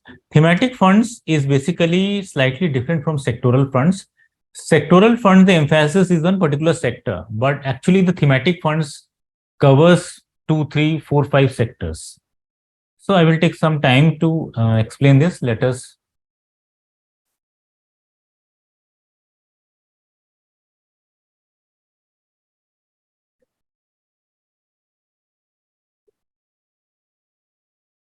thematic funds.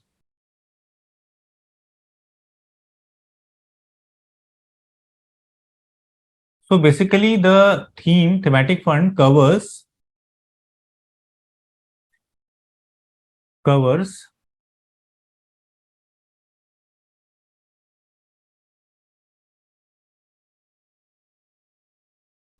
more than one sector.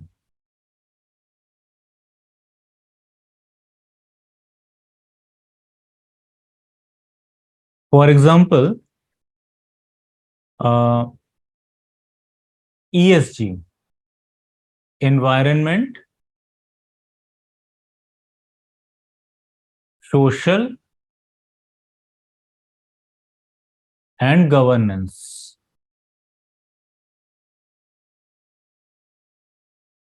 Environment, social and governance, which is called ESG.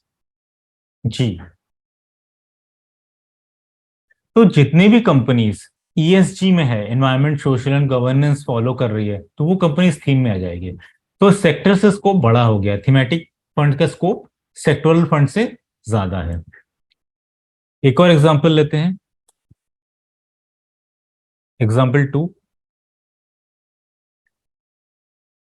Manufacturing.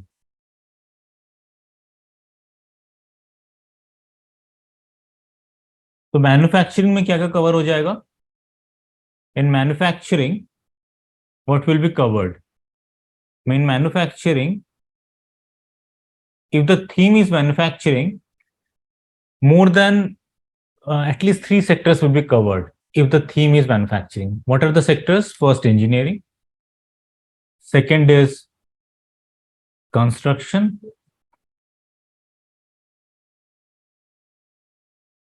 And third, maybe chemicals. Because chemicals also, the manufacturing is there. So if the theme is manufacturing, three sectors are covered. So this is thematic funds, but obviously thematic funds are more risky, but higher returns.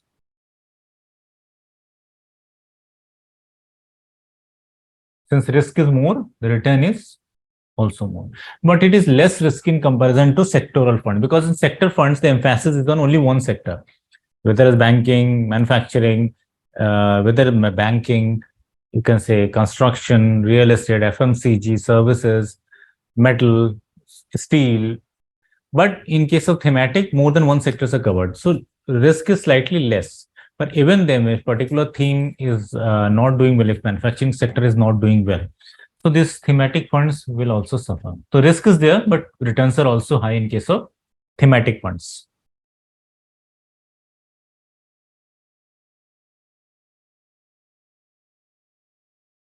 Now come to arbitrage funds. What are arbitrage funds? Arbitrage funds seeks to capitalize on the price differential between the spot and the future market. These funds are ideal for investors who want to benefit from. These funds are generally ideal for the investors who generally, basically, you can say, these funds are ideal for investors who want to benefit from high volatility by taking minimum risk. These funds can be better understand if you will go through the derivative chapters.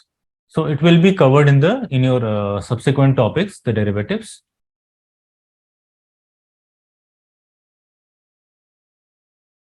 Now come to hedge funds. Hedge funds are aggressive funds that take advantage of derivative positions in both domestic and international markets. Again, this hedge fund will be more understood by you, better understood by you by going through the derivatives. Now come to cash fund. Cash fund is an open-ended liquid scheme. So basically, this cash fund are basically nothing but the liquid funds. Basically, these are liquid funds that aims to generate returns with lower volatility and higher liquidity through a portfolio of debt and money market instruments. So first is that they are liquid funds. They are safety is there because they invest in money market instrument. Liquidity is there because they are for a shorter term, and but the return is less because safety is the criteria and liquidity. The main emphasis of purchasing liquid funds is safety and liquidity. That is, most of the investors who you can say park money in liquid funds wants to save some money in case of emergency situation. किसी को emergency situation में पैसे की जरूरत हुई हो सकती है, तो उस वजह से वो लिक्विड फंड में इन्वेस्ट करते हैं. शॉर्ट टर्म पीरियड के लिए होता है, may be for few weeks और 1 month, 3 months to maximum 6 months generally. So safety and liquidity is the main purpose. Return is not the focus here in case of liquid fund. That is why return is less because liquid funds are more safer in comparison to this equity funds and other debt funds.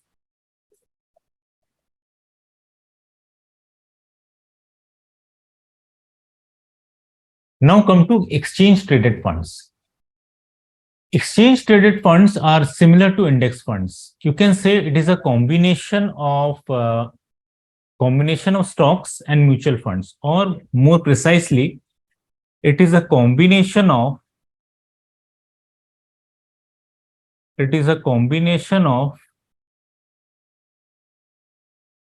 stocks and index fund.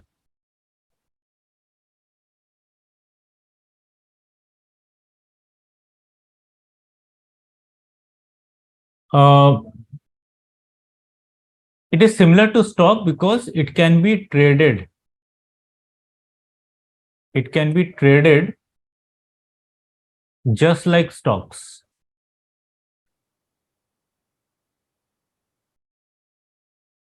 And it is similar to index funds, somewhat similar to index funds, because it actually follows the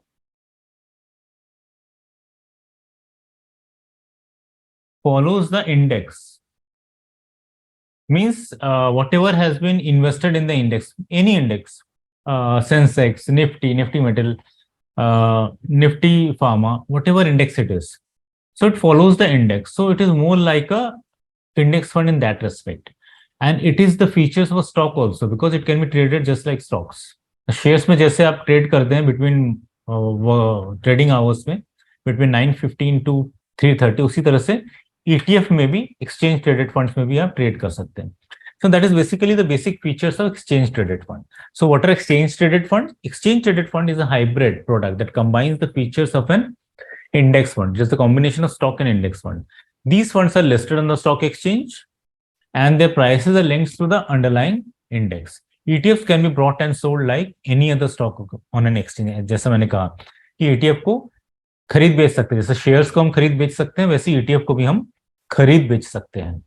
In other words, ETF can be bought or sold anytime during the market hours at prices that are expected to be closer to the net asset value at the end of the day. हम एक comparison लेते हैं index fund और ETF का, and then try to understand what is the difference between this two. अगर दोनों के difference को हम थोड़ा सा हाईलाइट करेंगे, इंडेक्स फंड और ETF को, तो हम इनको और बेहतर समझ पाएंगे. Let us take the difference between the ETF and the exchange traded fund. ETFs or index fund.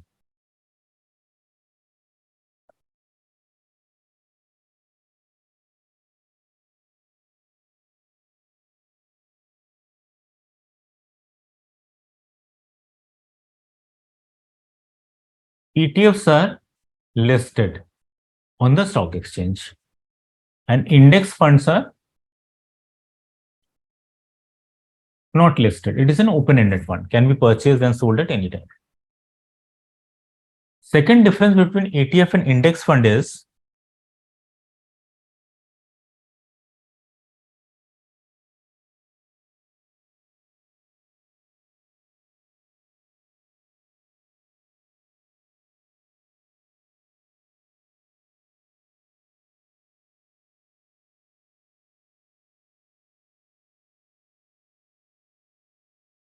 can be executed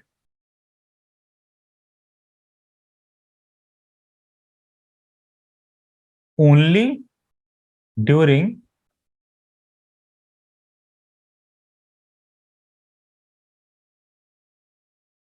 I will not say only at the end of the day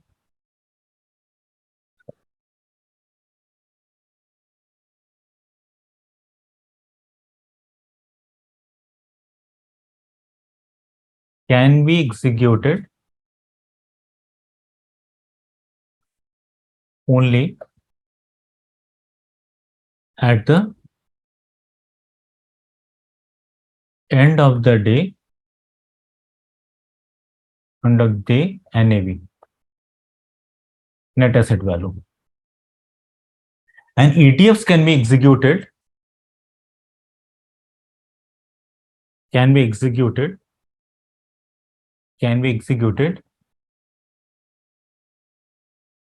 any time during the day.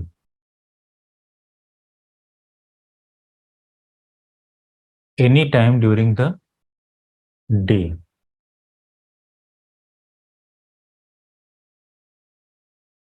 Just like stocks. तो ये एक basic difference है ETF और index fund में. ETF को हम किसी भी टाइम एग्जीक्यूट कर सकते हैं, means during trading hours. ETF जैसे मैंने अभी कहा कि ETF को स्टॉक की तरह हम खरीद बेच सकते हैं during the trading hours, means जब 9:15 to 3:30 के बीच में कभी भी हम ETF को खरीद सकते हैं, ETF को बेच सकते हैं. But it is not so in the case of index fund. Index fund can be executed only at the end of the day NAV.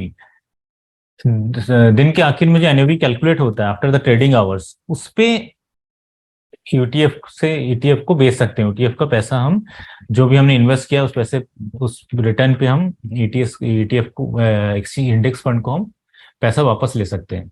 But not in case of ETF. So that is the basic difference between index fund and ETF. Index fund cannot be traded like stocks. In simple language, index funds cannot be traded like stocks, but ETFs can be traded just like stocks. Basic difference is that it is basic index funds are basically open-ended. It is not listed, but ETFs are listed. Then there is no SIP, systematic investment plan. But in case of index fund, there is SIP. SIP means systematic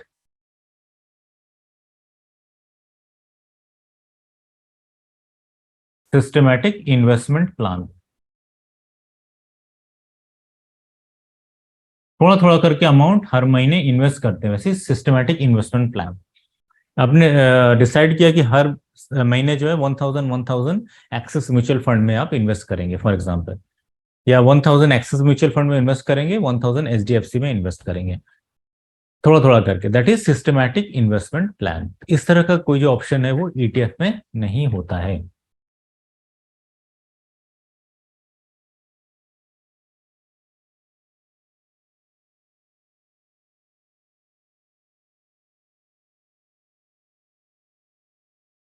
ETFs are generally, we can say, ETFs are less liquid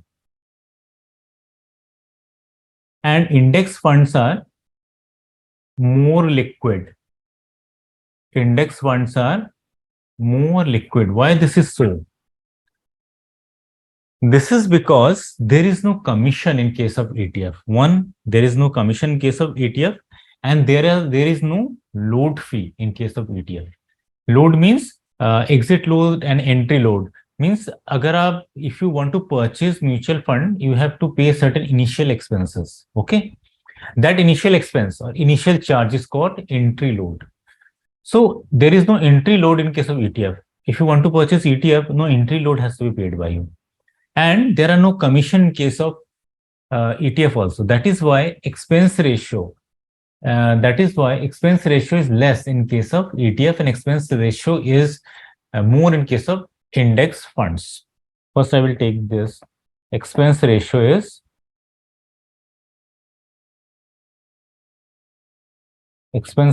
less, and it is more in case of index fund. Now come to liquidity. ETFs are less liquid because it is very difficult to sell ETFs. In practicality, it is listed in the stock exchange, but sometimes it is difficult to sell. So ETFs are generally considered to be, most of the ETFs are generally considered to be illiquid because of the selling difficulty. So actually it is less liquid in comparison to index fund. Come to index fund. Since index funds are open-ended scheme, you can get back your money anytime. In case of index funds, so index funds, there is more liquidity because investor can get back their money at any time. It can buy and sell index fund at any time. So more liquidity in case of index fund. Expense ratio, I've just discussed that in case of ETFs, the expense ratio is less, and in index fund, the index expense ratio is more. Why? Because in case of ETF, there is no commission charge, and there is no entry load or entry initial expenses or entry fee in case of ETFs, while it is there in case of index funds.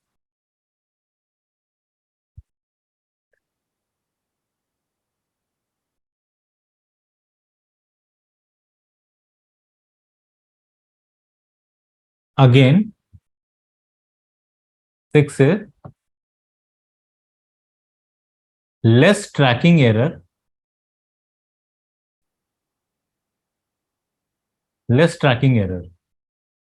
and in case of index fund, the tracking error is more.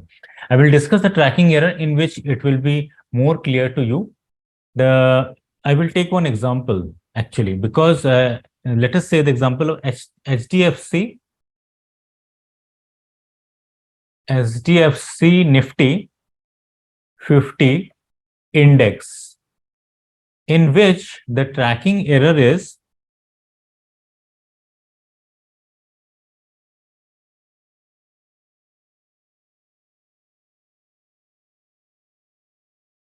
Nifty 50,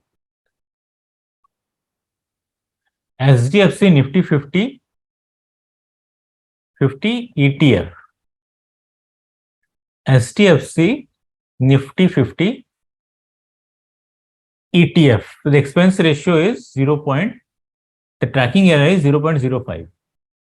And in case of HDFC, same HDFC Nifty index plan, Nifty 50 index plan, the tracking error is 0.2%. So tracking error is high in case of index funds. So we will explain tracking error during the course of our discussion. Let us get back to PPTs again. So what is the difference between ETFs and index fund? ETFs are exchange traded funds are listed. Index funds are not listed. ETFs can be executed anytime during the day, just like stocks. It can be traded just like stocks, but it is not so in case of index funds. There is no systematic investment plan in case of ETFs, but it is there in case of index fund, because index fund is a mutual fund. Then ETFs are less liquid because they are difficult to sell in spite of being listed in the stock exchange. But index funds are more liquid since it is an open-ended fund. Expense ratio is less in case of ETFs because of there is no commission and entry load in case of ETFs, while the commission and entry load is there in case of index funds. And less tracking error in ETF and more tracking error in index fund. I have given an example, HDFC Nifty 50 ETF, 0.05 is the tracking error, and HDFC Nifty 50 index plan, tracking error is 0.20, means tracking error is high in this case. Okay, now come to the PPTs again.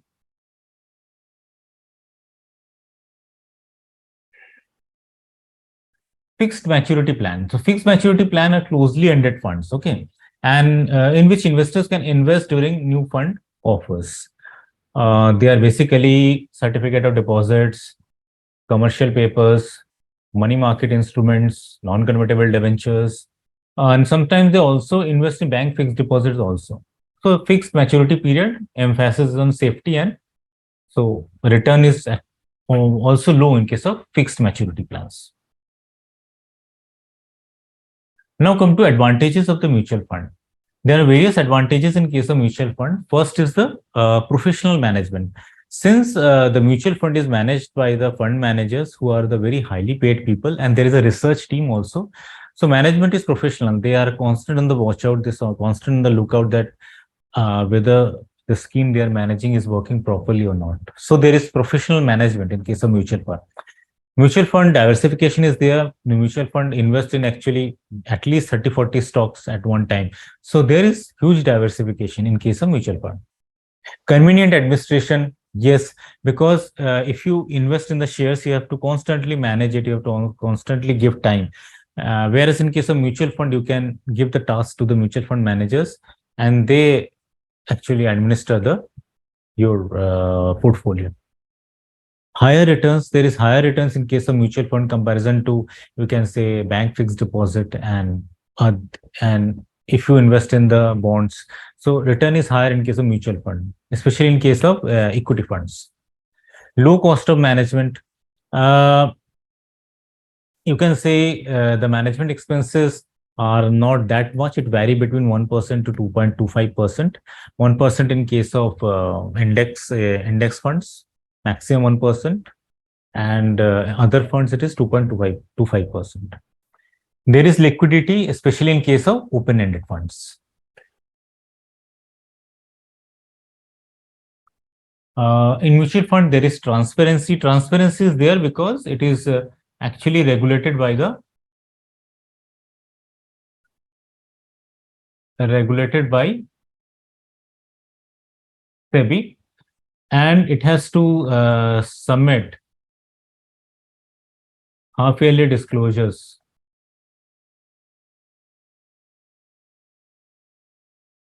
Half-yearly disclosures.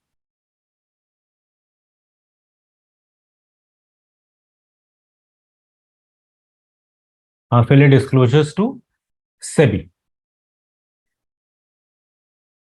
And highly regulated is related to transparency because now it is regulated by the SEBI.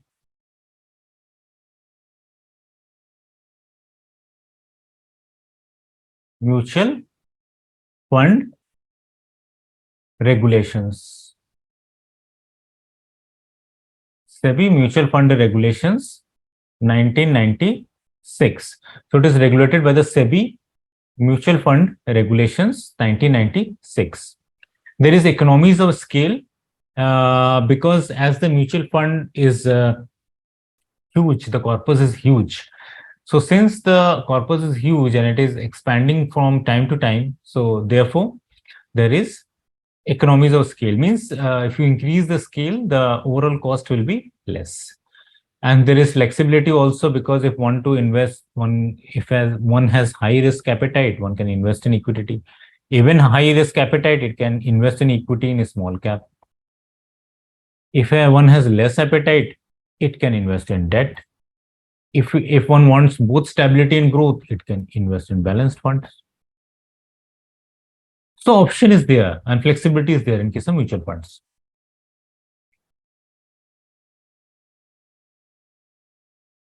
There are various drawbacks in case of mutual fund also. There is no guarantee of return. If you heard the advertisement of the mutual fund, they are saying that read the offer documents carefully. Mutual funds are subject to market risk. Read the offer documents carefully. ये पहले बहुत जल्दी जल्दी बोल दिया जाता था, but now अभी जो है वो उसको धीरे धीरे बोला जाता है कि mutual funds are subject to market risk, please read the offer document carefully. So it signifies, it proves that there is no guarantee of return in case of mutual fund, because as you know, the equity are risky, and in case of debt funds also we have discussed that there are various risk in debt funds also. It is not that the debt funds are entirely free of risk. There is prepayment risk, there is credit risk, there is interest rate risk in case of the debt funds. And also the risk is there in case of liquid funds also, which invest in the money market instrument, as we have seen in the case of Franklin Templeton. So there is no guarantee of return in case of mutual fund. A diversified portfolio does not maximize return. This is also true because आप जितना ज़्यादा portfolio को बढ़ाएंगे उतना ज़्यादा return को maximize करने के chances वो कम हो जाते हैं. Because if one invest in 30-40 stocks, so it will actually reduce the chances of generating less returns. Because 30-40 stocks में कुछ स्टॉक्स में रहेंगे कि रिटर्न होगा, किस स्टॉक में लॉस होगा, तो ओवरऑल रिटर्न जो है उतना नहीं हो पाएगा. अगर जितना ज्यादा हम एक्सटेंट के बाद अगर डाइवर्सिफिकेशन होगा तो रिटर्न उतना ज्यादा नहीं मिलेगा. Next disadvantage is selection of proper fund only on the basis of past performance. This is also major advantage because in case of shares you do a fundamental analysis, proper analysis of the economy, industry, and the company's financial management, but not about mutual fund, because mutual fund, you can only judge a mutual fund on the basis of its returns. Okay, not you do not actually research the companies which are there in the mutual fund, 30-40 stocks. Some rarely do people do that, the research of the stocks which are there in the, or the various funds which are there in the mutual fund, various stocks which are there in the mutual fund. So the only reliance on the basis of past performance. कोई particular mutual fund past में पिछले 5 साल में अच्छा return दे रही है तो चलो उसको ले लेते हैं, तो इस बेसिस पे जनरली वो सिलेक्शन होता है.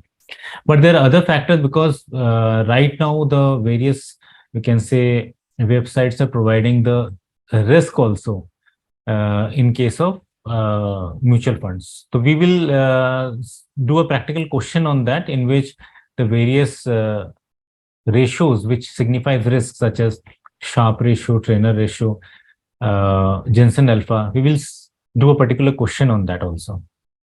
so that investors should judge a mutual fund not only on the basis of return but on the basis of certain risk related ratios also, such as Sharpe ratio, Turner ratio, and Jensen alpha. Cost factor. Yes, certain mutual fund, as I've said, index fund are as low as 1% expense ratio, but certain mutual fund charge as high as 2.25% also, which is actually the maximum extent. So there is a cost factor. It is not that cost is not there in case of mutual fund. 1% in case of index fund. I will come to that when I will explain the expense ratio. Unethical practices. Unethical practices are there because some of the mutual fund transfer their funds to sister concerns.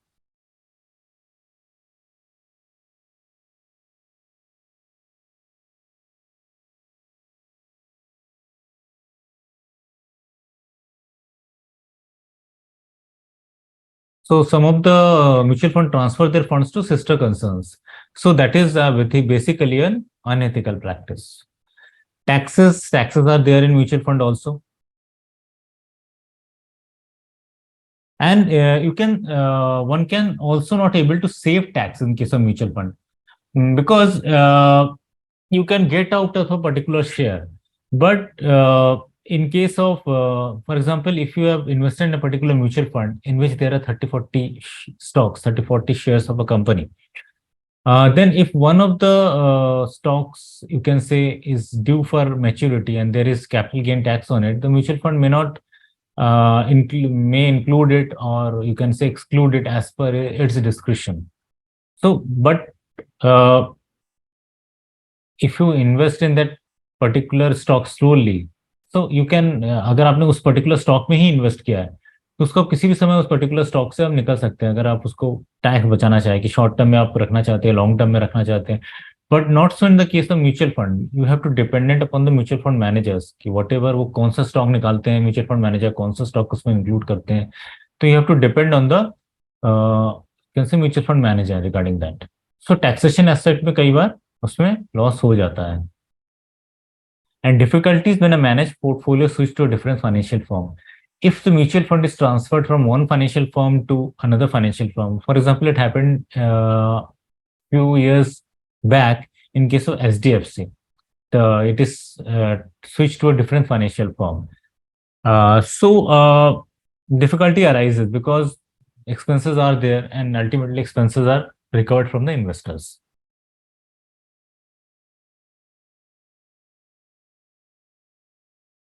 Now come to the basic concept of this mutual fund, some of the terms which are associated with the mutual fund, and the most important among them is net asset value. So what is the net asset value? Net asset value is basically the market value of securities. Net asset value is the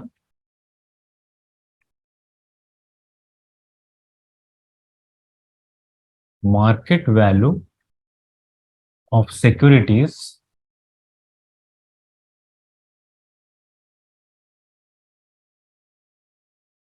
which are held in the mutual fund. So basically, what is net asset value? Is the market value of securities which are held in the mutual fund. And how it is calculated? All the assets are added in case of NAV, and from that liabilities are deducted, and it is divided by the number of units outstanding. So let us go through this slide. Net asset value is the value of net assets of the fund. The investor subscription is treated as the unit capital in the balance sheet of the fund, and the investment on their behalf are treated as assets. So whatever investments are made by the investors in the mutual fund are treated as assets. जितना भी amount जो investor ने mutual fund में invest किया, जैसे हमने previous example में जब हमने म्यूचुअल फंड स्टार्ट किया था एग्जांपल देखा था कि म्यूचुअल फंड ने 5 इन्वेस्टर से पैसा इकट्ठा किया, 10,000 इन्वेस्टर 1 से, 20,000 इन्वेस्टर 2 से, 30,000 इन्वेस्टर 3 से, ऐसे करके 1,50,000 इकट्ठा किया था. तो 1,30,000 इकट्ठा करने के बाद देन उसने उसको इन्वेस्ट किया म्यूचुअल फंड में. तो वो जो इन्वेस्टमेंट है म्यूचुअल फंड के लिए वो एसेट है जो कि वो 1,50,000 उस पर्टिकुलर म्यूचुअल फंड में इन्वेस्ट किया गया. Okay. So funds net assets are defined as asset less liability. तो नेट एसेट्स हम कैसे कैलकुलेट करते हैं?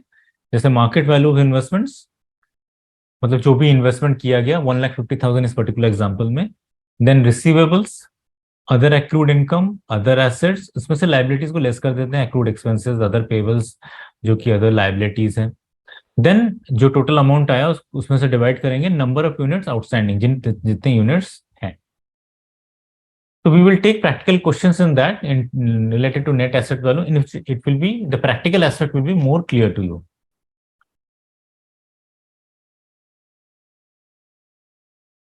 Now come to terms associated with mutual fund. Entry and exit load in mutual fund.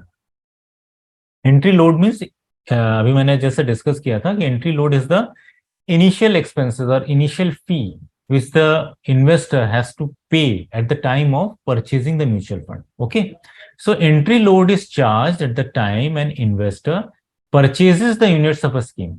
The entry load percentage is added to the prevailing NAV at the time of allotment of units.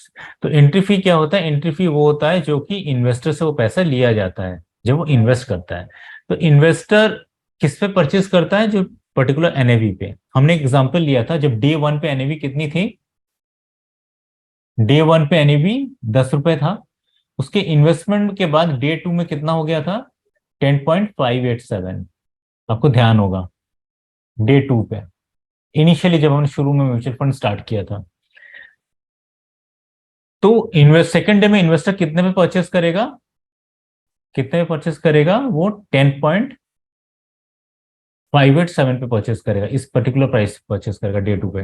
10 रुपए पे purchase नहीं करेगा, वो 10.587 पे purchase करेगा क्योंकि day 2 की price वो है। तो इसमें वही प्रिवेलिंग एनएवी सिचुएशन में जो प्रिवेलिंग एनएवी है वो यही है। प्रिवेलिंग एनएवी जो है वो 10.587 है डी 2 में। तो इसमें जो है एंट्री लोड ऐड होता है, तो इसका मतलब वो एक्सपेंसेस ऐड करके फिर इन्वेस्टर को बेचा जाता है।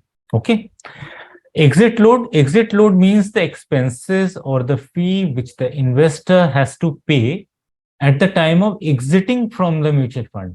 जब कोई इन्वेस्टर म्यूचुअल फंड से बाहर निकलता है तो बाहर निकलते समय जो उसको फी पे करना होता है वो होता है एग्जिट लोड। एग्जिट करते समय, बाहर निकलते समय जो पैसा देना पड़ रहा है वो exit load. So exit load is charge at the time of redeeming or transferring an investment between schemes. The exit load percentage is deducted from the NAV at the time of redemption or transfer between schemes. The exit load is not there. It is now been removed by the SEBI. So now no exit load is charged by the mutual funds, but entry load is still charged by the mutual funds.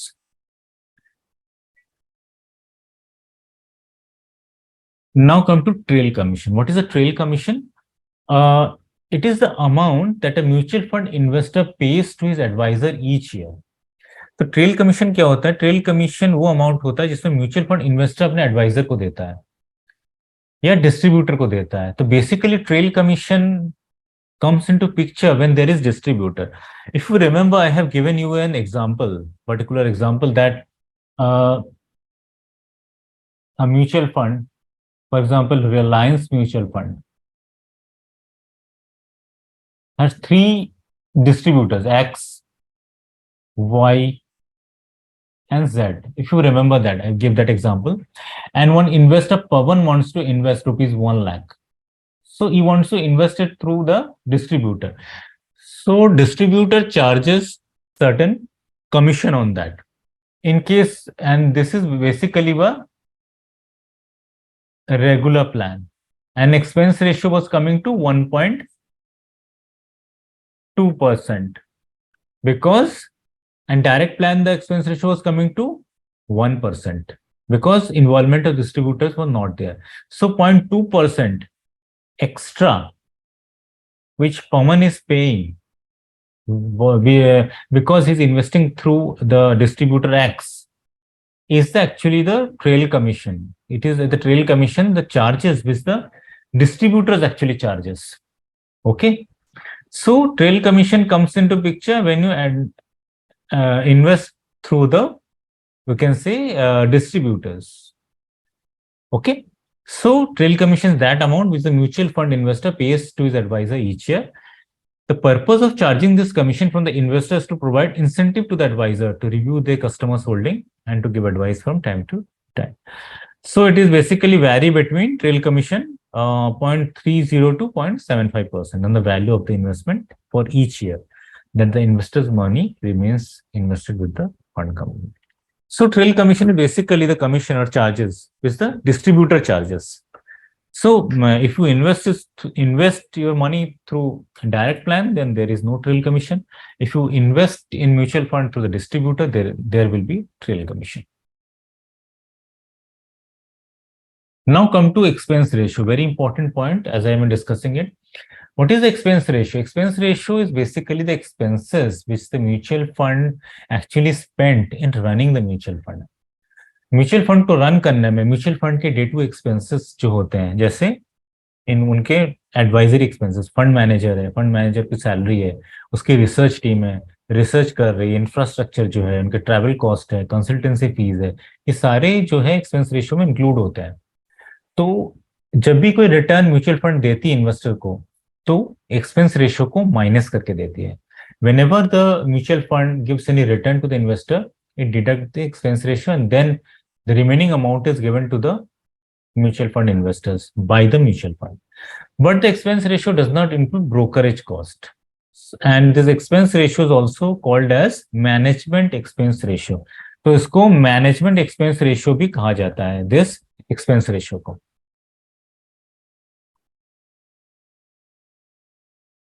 And as I have said that in case of index fund, the maximum expense ratio is 1%. That is, and in case of, and maximum is others, the maximum expense ratio is 2.25. It is set by the SEBI, Securities Exchange Board of India, 2.25%. So in index fund, the expense ratio is lower. Why expense ratio is lower in case of index fund? Because it is a passive fund. How it is a passive fund? Because the mutual fund invest in those shares which are already there in the index. For example, Nifty 50. तो Nifty 50 में जो shares हैं, 50 stocks हैं, उसमें mutual fund manager invest करता है, इसलिए वो पैसिव है. तो उसमें ज्यादा फिर उसको मेंटेन करने की जरूरत नहीं पड़ती, ज्यादा रिसर्च करने की जरूरत नहीं पड़ती. उसको सिंपली इन्वेस्ट करना है और वेट एंड वॉच करना है. तो इस क्योंकि ज्यादा एक्सपेंसेस म्यूचुअल फंड के नहीं है, इसलिए वो इन्वेस्टर से भी कम एक्सपेंस चार्ज करता है. That is why the expense ratio is less in case of index fund. But when there is active funds, जैसे active funds है जिसमें म्यूचुअल फंड मैनेजर्स है कंटिन्यूसली अपनी पोर्टफोलियो को रिजेक्ट करती रहती है, मतलब चेंज करती रहती है, तो उसमें रिसर्च एक्सपेंसेस लगते हैं, इंफ्रास्ट्रक्चर भी ज्यादा लगता है, म्यूचुअल फंड मैनेजर्स का दिमाग भी ज्यादा लगता है. देयरफॉर वो एक्सपेंसेस ज्यादा होते हैं म्यूचुअल फंड के. क्योंकि म्यूचुअल फंड के एक्सपेंसेस ज्यादा होते हैं, वो इन्वेस्टर्स से भी ज्यादा एक्सपेंसेस चार्ज करते हैं. तो वो 1% से ऊपर ही होता है. तो कई बार वो 2.25% तक भी चला जाता है, वो की जो कि मैक्सिमम लिमिट है.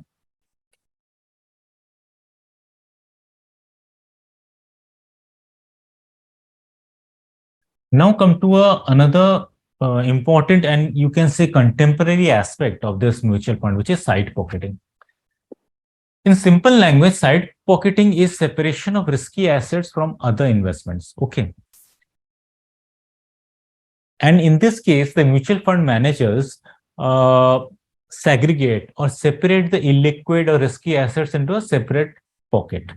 I will take some time to explain this because it is conceptual and contemporary.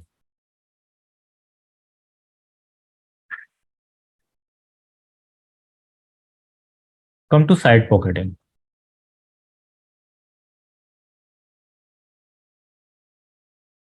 So what is side pocketing?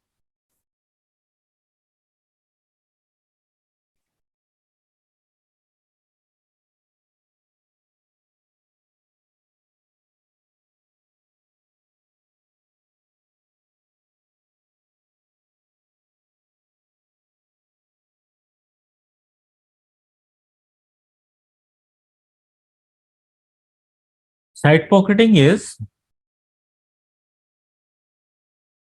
separating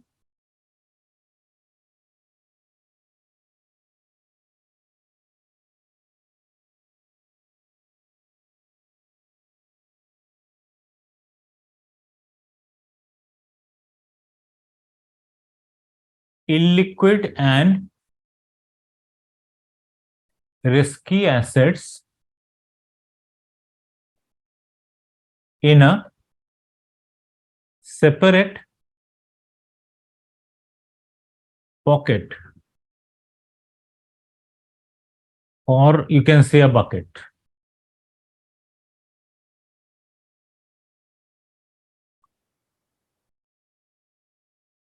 So, what is this, and what are those liquid and risky assets? How can a particular asset become illiquid and risky? Next question will be, and why the companies do that? Why they separate it into a separate bucket?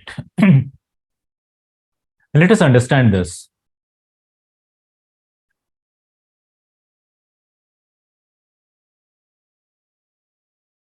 A mutual fund,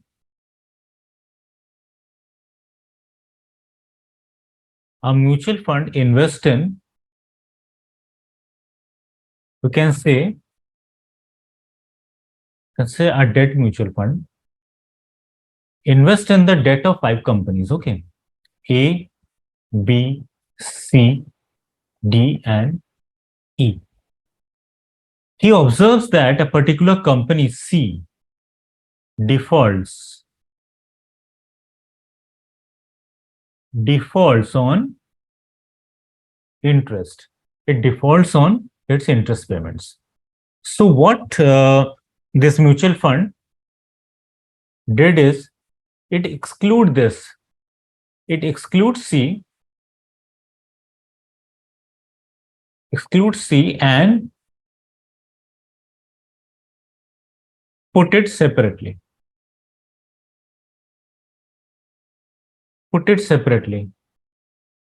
In a pocket. So now the portfolio is A, B, D, and E. So there are 2 funds.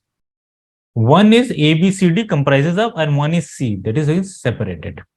So why the company separated it? The company separated it in the interest of the retail investors.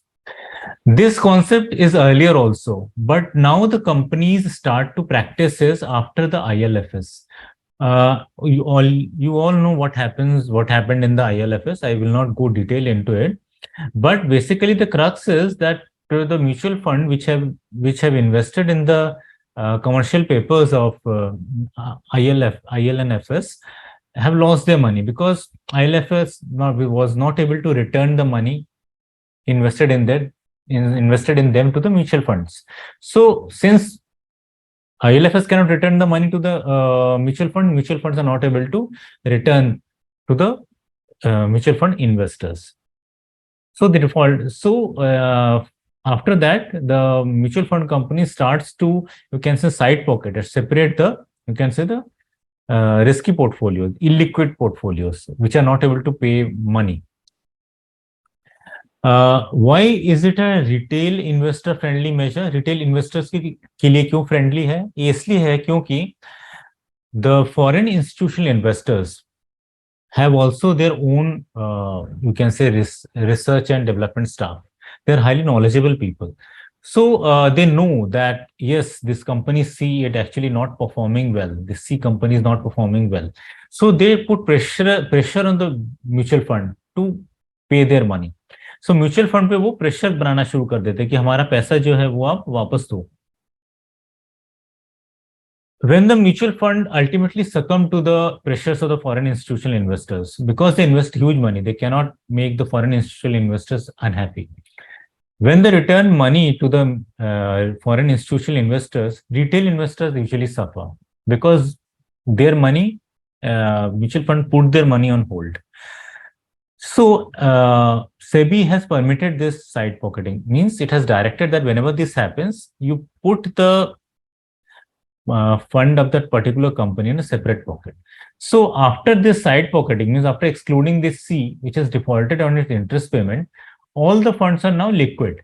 So there is no pressure from the foreign institutional investors, and retail investors are also safe in this regard. So that is why this concept of side pocketing is actually put into practice.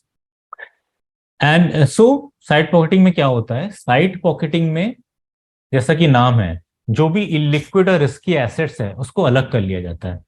ये किस situation में अलग कर लिया जाता है? उस situation में अलग कर लिया जाता है जब कोई पर्टिकुलर डेट फंड जो है जिसमें कि म्यूचुअल फंड ने इन्वेस्ट किया है किसी कंपनी के डेट में, वो डिफॉल्ट करती है अपने इंटरेस्ट के पेमेंट में। जब वो डिफॉल्ट करती है तो उसको अलग कर लिया जाता है। क्यों अलग कर लिया जाता है? क्योंकि वो फॉरेन इंस्टीट्यूशनल इन्वेस्टर्स की तरफ से वो प्रेशर आता है कि क्योंकि ये कंपनी डिफॉल्ट कर रही है, हमारा पैसा वापस दो। अब कंपनी फॉरेन इंस्टीट्यूशनल इन्वेस्टर के प्रेशर में उनको पैसा वापस दे देती है। क्यों? क्योंकि उनका हैवी इन्वेस्टमेंट लगा होता है, उनको नाखुश नहीं करना चाहती, उनको अनहैप्पी नहीं करना चाहती फॉरेन इंस्टीट्यूशनल इन्वेस्टर्स। तो इसकी वजह से रिटेल इन्वेस्टर सफर करते हैं कि रिटेल इन्वेस्टर को पैसे को वो होल्ड कर लेती है कई बार म्यूचुअल फंड। तो सेबी ने अलाउ किया है कि डायरेक्ट किया है कि जब भी इस तरह की सिचुएशन हो, कोई कंपनी डिफॉल्ट कर रही है इंटरेस्ट पेमेंट में, तो उसको आप अलग कर लो और अलग एक उसका फंड बना लो सेपरेट। तो उसकी एनएवी भी सेपरेट कैलकुलेट होती है जो कि साइड पॉकेट में चली जाती है। तो उसको अलग करने के बाद जो अब जो पोर्टफोलियो बनता है वो लिक्विड होता है, मींस उसमें से क्योंकि वो इंटरेस्ट रिसीव हो रहा है, तो इससे फॉरेन इंस्टीट्यूशनल इन्वेस्टर का प्रेशर कम हो जाता है और रिटेल इन्वेस्टर्स उसमें सेफ रहते हैं। अब क्वेश्चन होता है कि इस पर्टिकुलर जो साइड पॉकेट हुआ है उसका क्या क्या होगा? जनरली उनको पैसा मिलेगा, the side pocket portion will get back their money when they mutual fund, जब उन म्यूचुअल फंड को उनसे पैसा मिलेगा तभी इन्वेस्टर्स को उनको पैसा मिलेगा। तो investors in company C will get will get the money when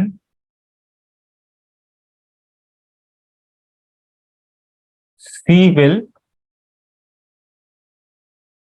return the amount to the mutual fund। तो म्यूचुअल फंड को जब तक सी से पैसा नहीं मिलता तब वो वापस जो है वो सी को अमाउंट दे नहीं सकती है। पर क्या does this side pocketing happens abruptly? No, the mutual fund has to give a 30-day period, a 30-day window is given to the investors before side pocketing.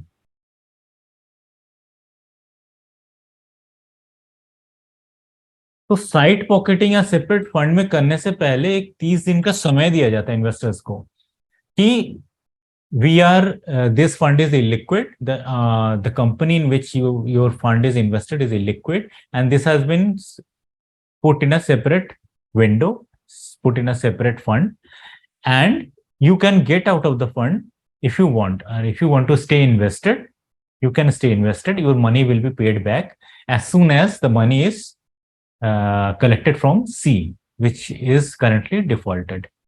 सो 30 दिन के अंदर इन्वेस्टर को निकलना होता है। तो उसके पास दो चॉइस रहते हैं, इन्वेस्टर के पास दो चॉइस रहते हैं। One, to get out of the fund, to get out of the fund, और टू रिमेन इन्वेस्टेड, और टू रिमेन इन्वेस्टेड। अगर वो फंड से बाहर निकलता है तो क्या होगा? If you get out on the funds, what will happen?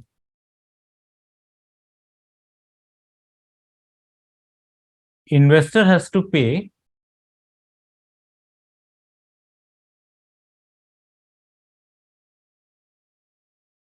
generally pay exit load in such cases.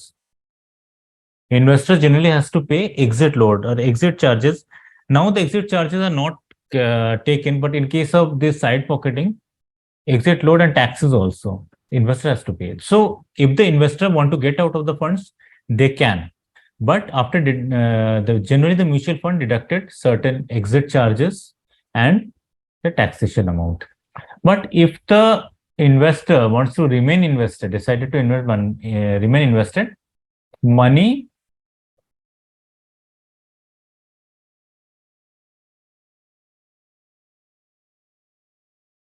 pay back to them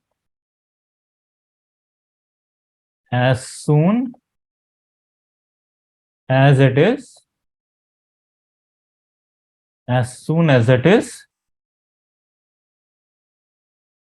recovered. As soon as it is recovered. तो दोनों ऑप्शन होते हैं साइड पॉकेटिंग में investors के पास. So this is what the concept of side pocketing is: separating illiquid and risky assets in a separate bucket. And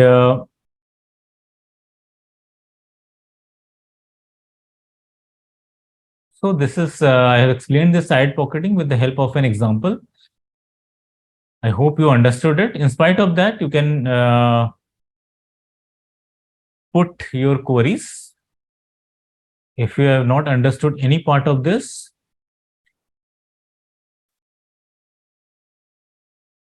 okay. Now come back to the PPTs again. Now come to tracking error. Tracking error is basically the divergence or deviation of a fund's return from the benchmark return it is following. The passive fund managers closely follow or track the benchmark index. Benchmark index means it can be Nifty, it can be Sensex, anything. So although they design their investment strategy, they means the mutual fund managers, but it often may not exactly replicate the index return. तो index return और जो mutual fund का return दोनों में difference होता है. Difference because mainly होता है वो एक्सपेंस रेशियो के लिए, क्योंकि इंडेक्स जो रिटर्न जनरेट कर रहा है, फॉर एग्जांपल निफ्टी 12% जनरेट कर रही है. जो निफ्टी जो है, Nifty is generating 12%. So whether the mutual fund will give you the same return? No, because there are mutual fund expenses, there are expense ratio. So that return may be, you can say, 11%. So that this is basically the you can say tracking difference. There is a difference between tracking error and tracking difference actually. Now I will take some time to actually clarify this. I will first clear tracking difference, then tracking error.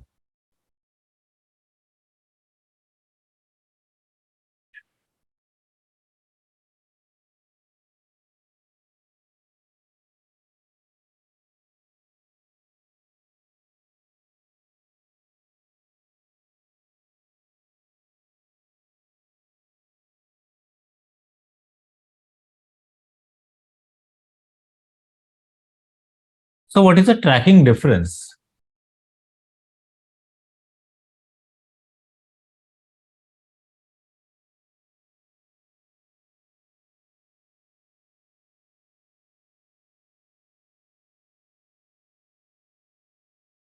So it is basically the difference between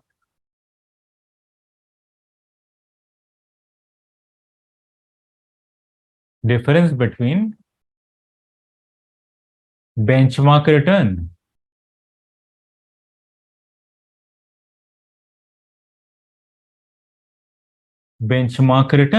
and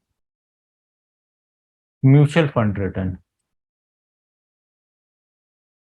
The difference क्या है? Tracking difference means difference between benchmark return and mutual fund return. Benchmark may be Nifty, benchmark may be Sensex. Okay तो दोनों के return में, for example benchmark अगर Nifty का return होता है 12%, निफ्टी का रिटर्न है 12%, और म्यूचुअल फंड का रिटर्न है 11.5%. So tracking differences will be 0.5. Tracking difference will be 0.5, दोनों के बीच का difference. This is simple. Now understand the tracking error.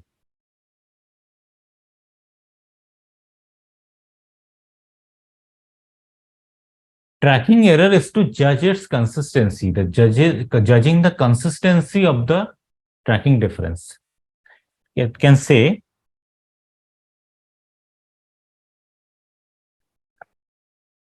just give me a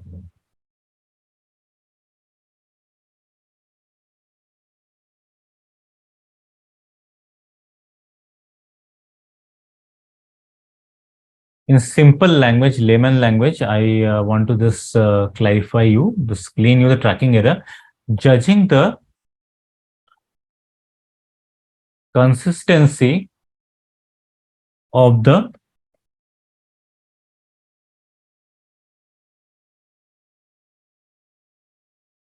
tracking difference.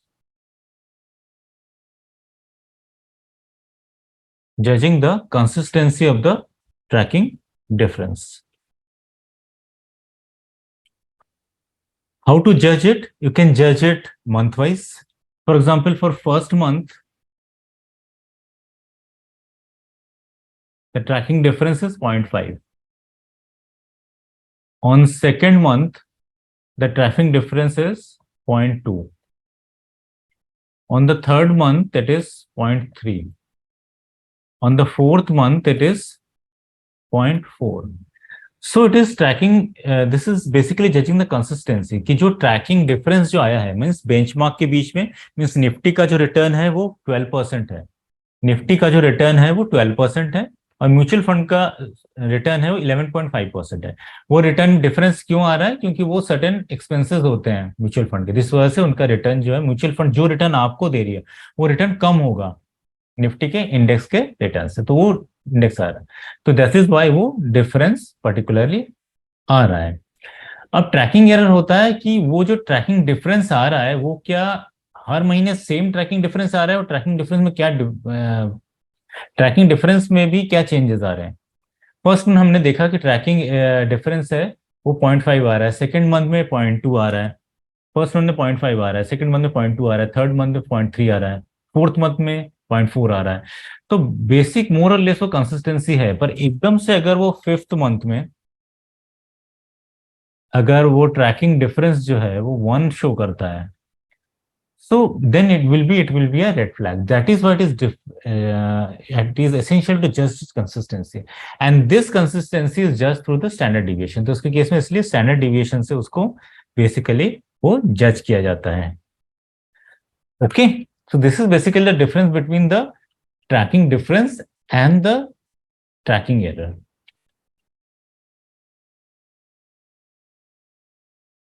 And why there is a difference and why tracking difference occurs? Tracking difference occurs because of this, you can say, expense ratio. The main point is the expense ratio and transaction cost lag, just like the dealing commission, etc.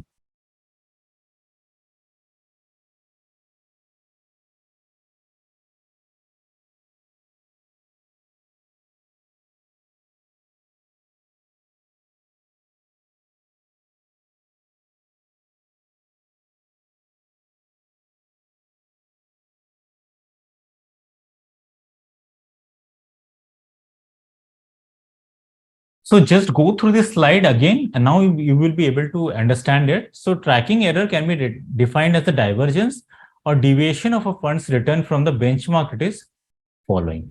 The passive fund managers closely follow or track the benchmark index.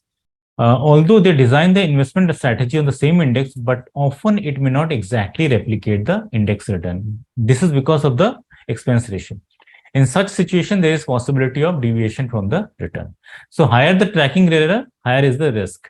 इस tracking error जितना ज्यादा होगा इसका मतलब risk जो है वो उतना जो पर्टिकुलर जो फंड में इन्वेस्टमेंट है वो ज्यादा रिस्की है, that the tracking error actually shows.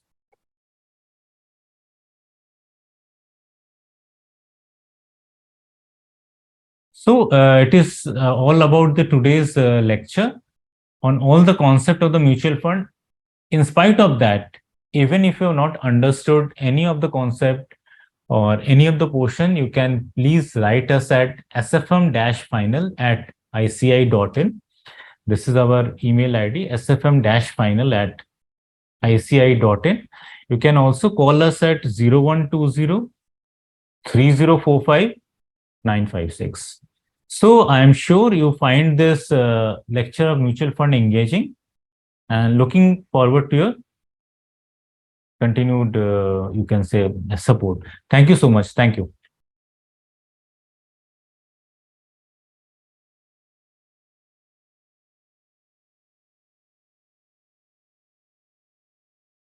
हाँ एंड हो गया, आप एंड वो कर दीजिए इसको।